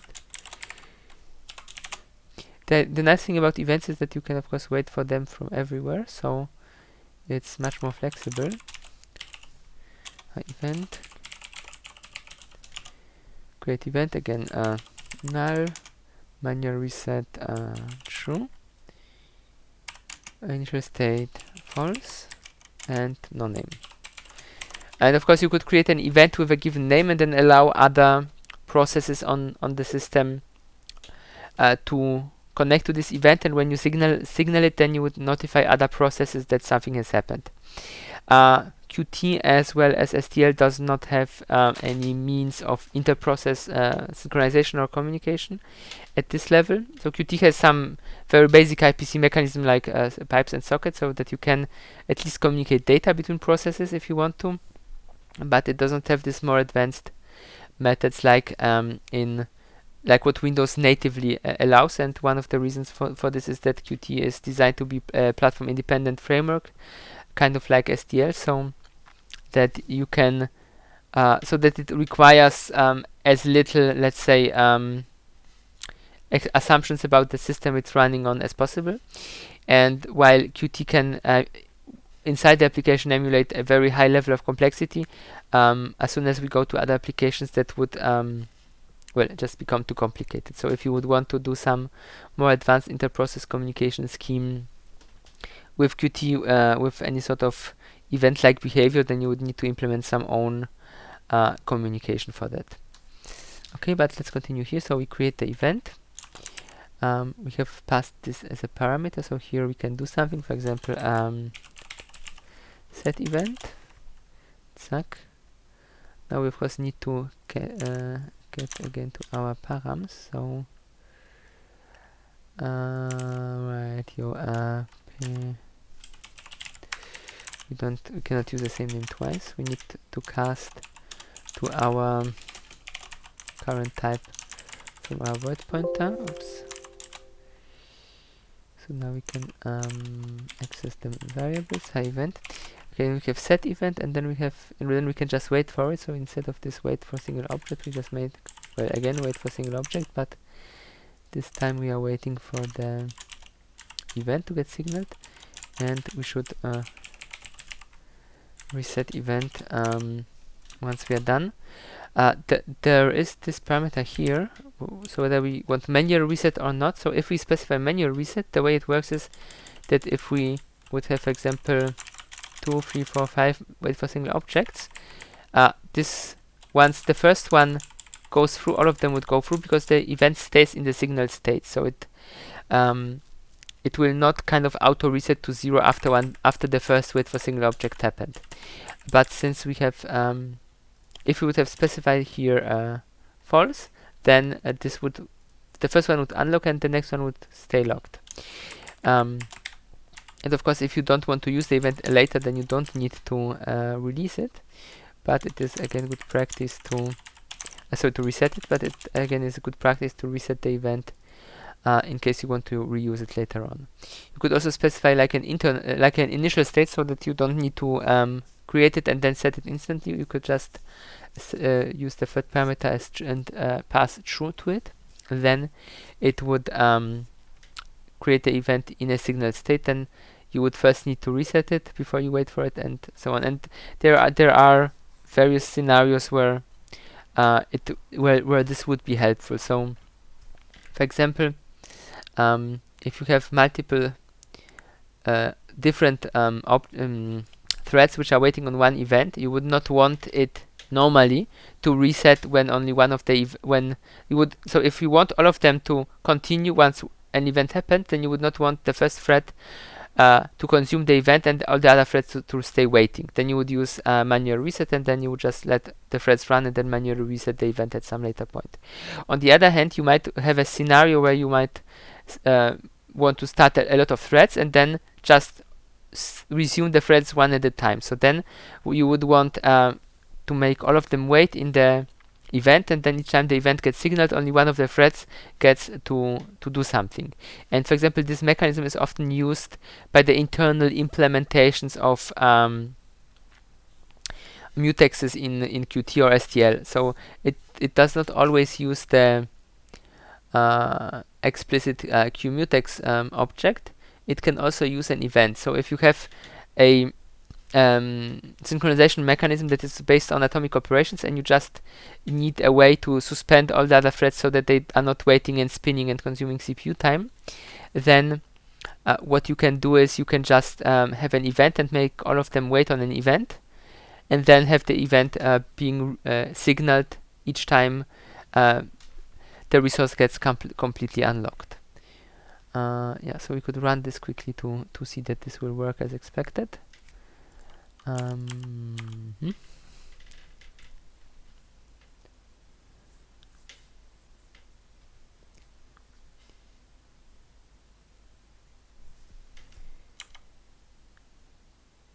Yep, it worked nicely. Good. Any questions about events?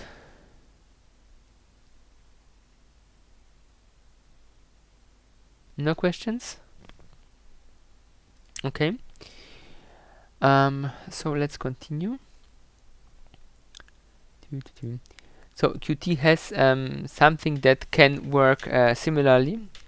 How was this called? It's a great one. Wait condition, I think. And this thing works a bit differently because it requires a mutex to be used together with it. So you can either wait one or wait all.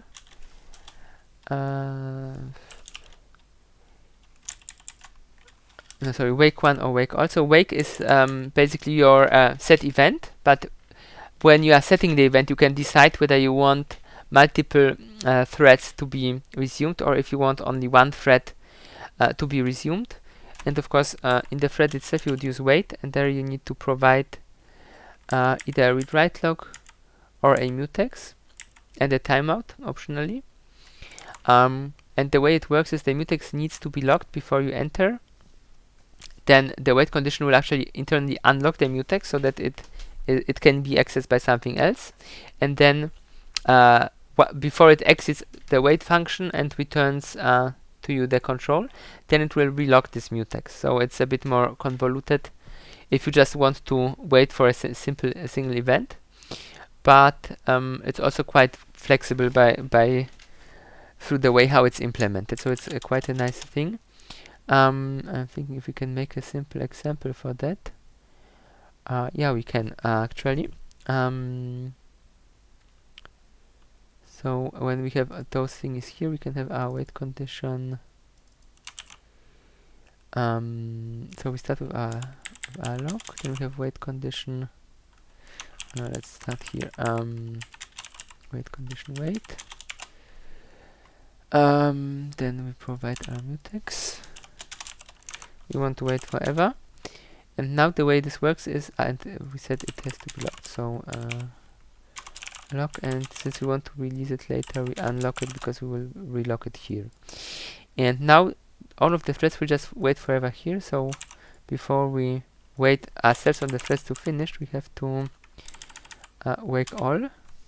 Though I think that will still cause a deadlock because the first 5 threads will not be started yet. So let's either increase the thread pool size. Yeah, let's just increase that. Yep. And now run it. So now it will start all the threads at the same time.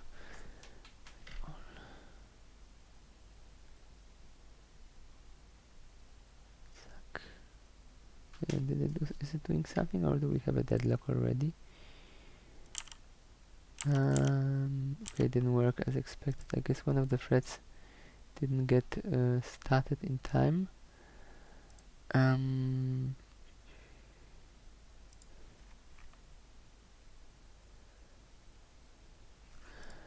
Yeah, this is not a great demonstrator case. Let's build a proper test case for that, because I said the way this mechanism works can cause trouble. So if it resumes threads too late, then the wake all will only wake those that already have entered the wait state. So this is not ideal. Also, we should have provided one mutex per thread and not use the shared mutex for this operation here. So this was a small bug. So let's what's the easiest way of doing it? Yeah.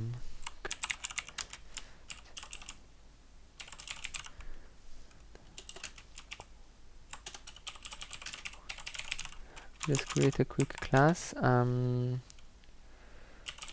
Will be a run function. Need a public constructor, otherwise this will not work. And we will need to have the wait condition.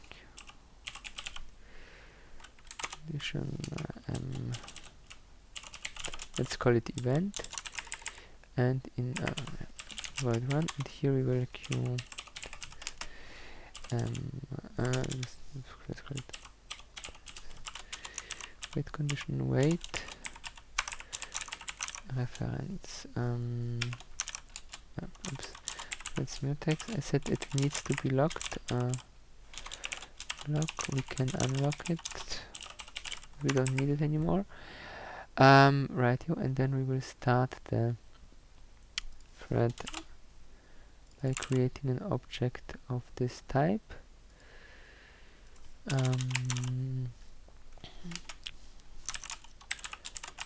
And starting it. Zack. But we won't resume it yet, so we just started. We want to print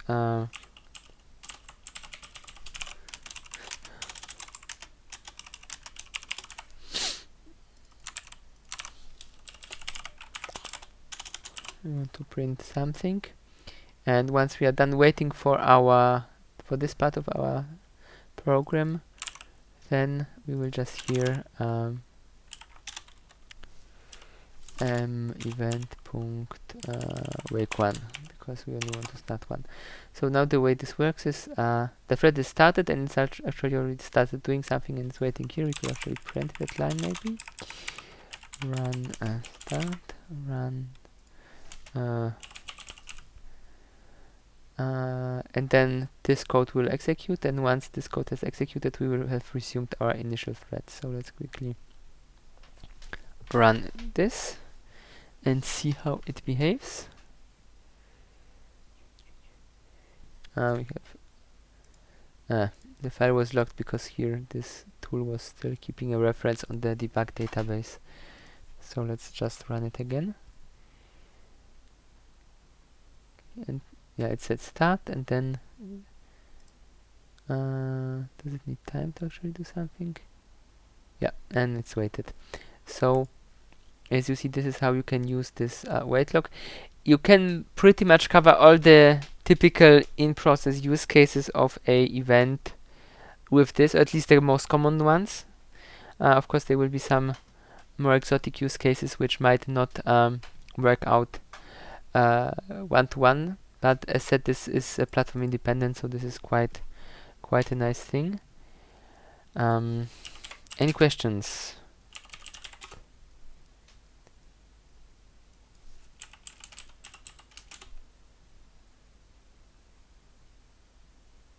No questions?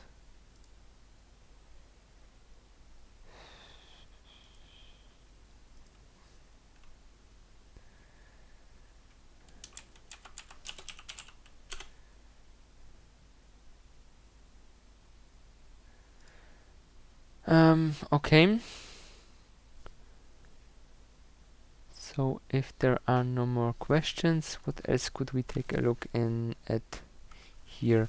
Of course, I think we tested this already we've seen this already last time. The Qthread has a few sleep functions, so you can use MS Sleep to provide a sleep time in milliseconds. Just Sleep the Just Sleeps that's defined on Qthread takes the time in seconds, so it's easy to wait far too long if you are not careful which one you are using. The nice thing about Qt is that it also offers you a microsecond sleep function. Normally on Windows, the typical sleep function only has a 10 milliseconds resolution, so you cannot even sleep for 1 millisecond. Although it depends on how your application is configured. There are some API calls that allows you to change the timers to a high resolution timer, such that you can at least sleep for just 1 millisecond.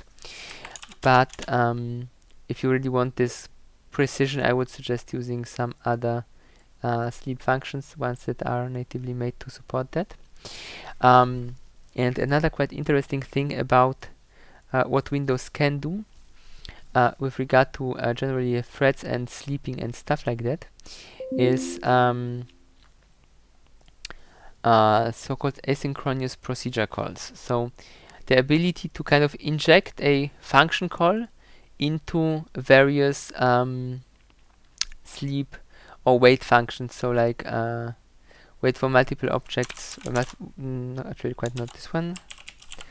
So wait for multiple objects x, and it has this parameter here alertable. And if this is set to true, then it can be interrupted by a cute asynchronous procedure call. And sleep x is like sleep just also with this ability. And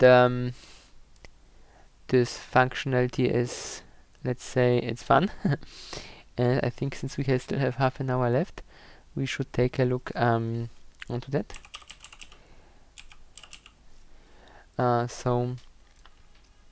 Let's make our thread.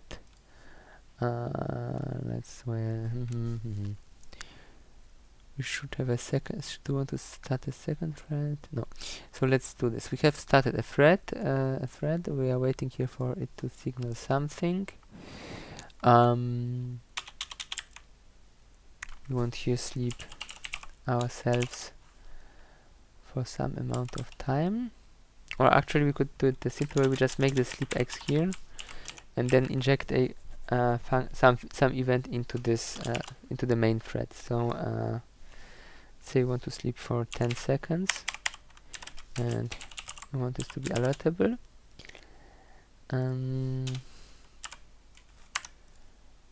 Right here, so we need a way to pass a handle to the current thread to the other thread.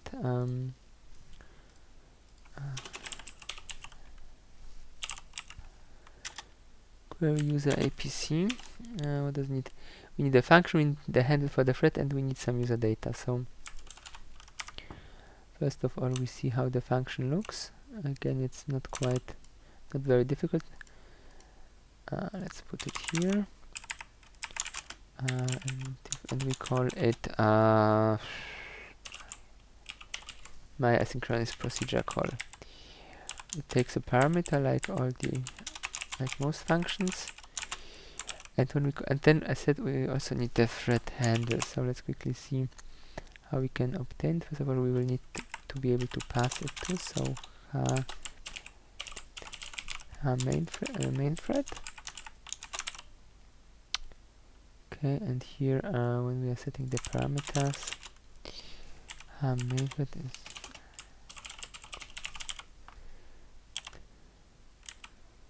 I think get current thread should do the trick.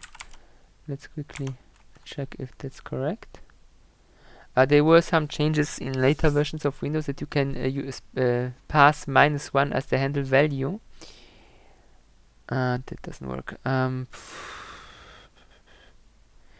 apparently this one is doing the same trick. It's just passing -1 to itself, because it doesn't know that we want to pass this handle to another thread. And of course in the other thread the same magic value would refer to another thread. So what we need to do here is we need to use duplicate handle,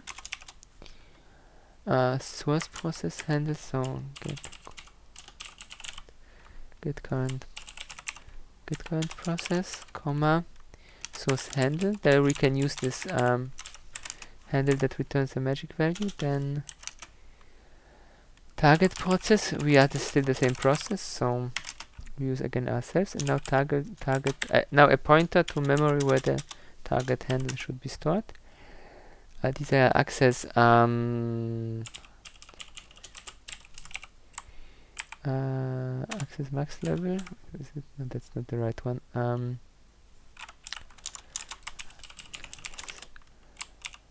I think allowed max should be the right one, or maybe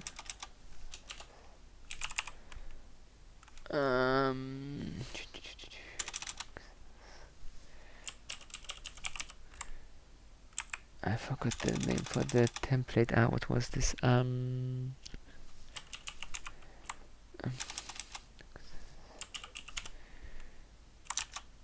This didn't have the access prefix.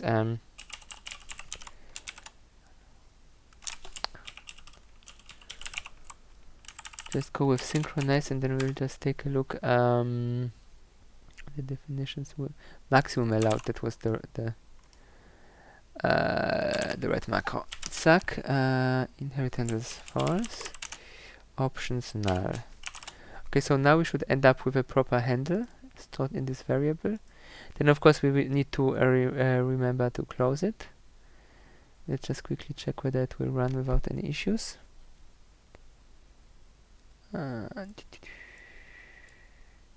Yep, that looks like a valid handle. So now inside our thread we can use our queue asynchronous procedure call. The function of course needs to be defined up front so that we can actually use it. Then we need to provide the handle, and we can provide some arguments. So why not just provide the same argument that we've got, so that our shared data structure can be used in our asynchronous procedure call as well. Actually, it's a nicer name. Let's go with this name. Okay, so here we will just print again a hello from asynchronous procedure call. We can put a breakpoint here. Right, and the important thing to know is that this sleep routine, when it gets alerted, it will terminate. So it's not like that it stays sleeping and just executes asynchronous procedure calls. Unfortunately, it really gets terminated. So if you wait for some amount of time and have this alertable flag set, then you would need to somehow check whether really the time has passed that you have passed to the function, or whether it really was just alerted externally. And the same thing, of course, applies to wait for single object. If we would use the wait for a single object x with alertable set, then even if we say it that we want to wait infinite for the infinite amount of time, we would still end up in a situation where we terminate from this function, and we would not have got our whatever we were waiting for fulfilled. So in those cases, of course, you need to check the return value of wait for single object or wait for multiple object, etc. And the way it works is it returns you 0 if you successfully obtained whatever you were waiting for to obtain, and it will return a different status code if it has failed. And the nice thing about wait for multiple objects is that it actually will tell you which object from those that you waited for got signal. So it returns you a non-zero value, which represents the count of so the index in the array you passed here of the object, so that you know what happened. And of course there is a special return code, wait IO completion, which is returned if the function has the wait has been cut short by the asynchronous procedure call that we have scheduled to it. So yeah, the same applies, of course, to this wait. So we can have here a function, so an if. So if this is this, then it looks like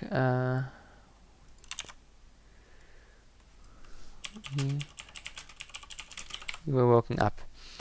And if it's something else, then it will just return 0, since it will either wait or be woken up. There is no other option. There is no timeout. There is no nothing. It just waits for the specified amount of time. So let's put a breakpoint here and a breakpoint. And it's that is ulong ptr. Yes, I changed the name of that, so that let's go with this and the breakpoint here. So now let's run it and see how it will behave.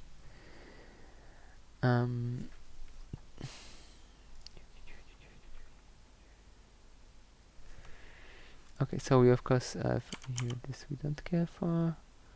We started here, we have our asynchronous procedure call invocation, suck. Wait, nothing happened.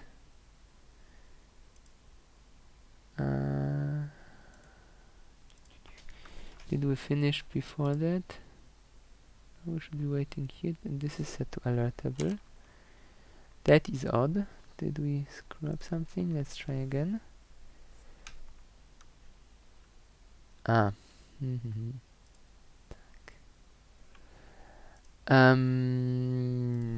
is a bug. So if we issue the ALPC and there is nothing waiting, then it will of course fail. So we need first to be in the waiting state so that it can be executed, and then okay, it suck. Damn it, it still failed. But we have the thread, we have the function that should return us a error code.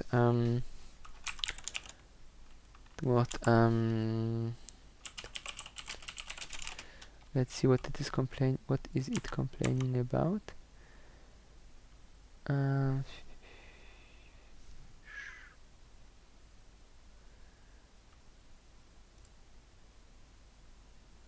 Okay, one step right, 0. Then I guess we should try get last error to find out what's wrong.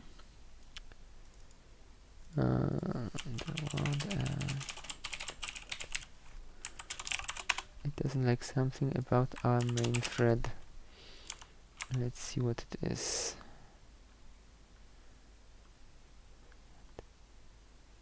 Perhaps we should specify a different 5 access denied. Okay, so let's try to explicitly ask for the thread set context. No typos, perfect. And I will put a breakpoint here just to make sure that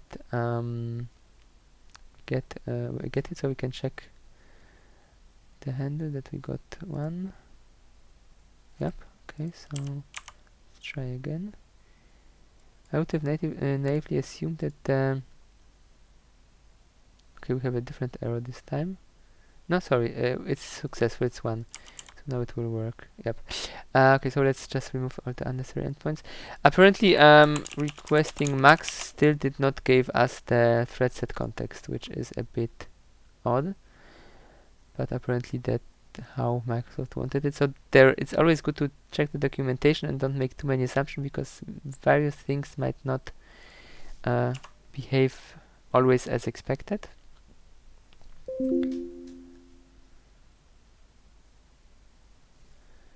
Zack. Okay, so did it crash? Oh, haha. I commented out one line too much. I just wanted to remove the get last error function. Then let's restart it. Zack. And here we end up in our asynchronous procedure call. And when we are looking here, then we are basically once higher from our sleepx function. Then it is executed, and then some internal function of the NTDLL are invoked, and at the end our APC function gets invoked. And then of course here we get the other return code, so that we know that we did not wait the whole 10 seconds, if we are interested in knowing that. If we are not interested, then of course we don't care. Right, what else? Well, I think that's enough for today. I think that these were quite many things. So one thing, of course, to comment on here is that this mechanism, this asynchronous procedure call, of course, is in no way available in Qt. In a way as here. What you can do in Qt, of course, is you can have a you can create, like we did last time, a slot, and then you can invoke in a non-blocking way a function on the slot, and the next time the event loop executes something, then the slot will be invoked, so it will resemble somehow a asynchronous procedure call. But the way it's implemented internally is completely different and not related to how Windows does this. So on Windows, these invocations happen on the transition from the kernel back to the user mode. And generally speaking, yeah, this is a bit of an exotic mechanism. Usually people are not using it, but if you don't have a framework that offers you any easier means, then this is of course fair enough to use this method. It of course requires you to have a thread, and oh, we have forgot to close the handle on the thread.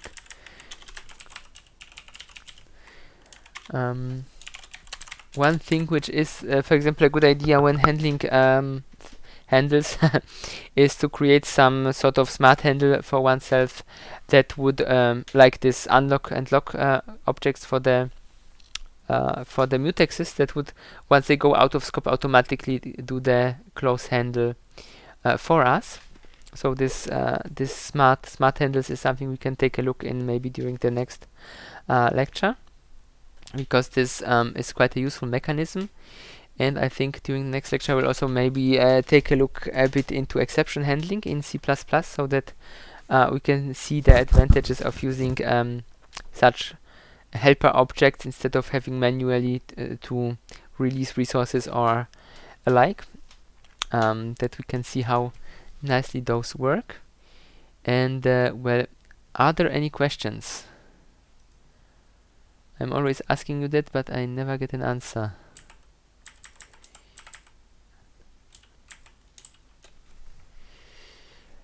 Okay, so if there are no questions, then I think we can finish for today. This today's lecture was more low level and Windows E and not so much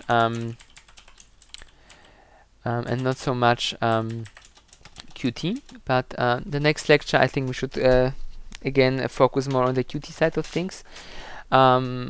Also more on UI, so we maybe will be already far enough that we can take a look into the QVT library, which can be used to create nice plots and UI components which are useful in lab applications, especially just graphs and plots and stuff like that. And maybe during the next lecture, I will also think about what larger project we could implement during the lecture, not just individual things, but something that you have like a big picture and something that then fulfills some function. Well, yes, so that's that. It would be nice if you think of some questions for the next lecture, maybe. And we will see each other next week. Bye bye. Thank you, Philip. Bye.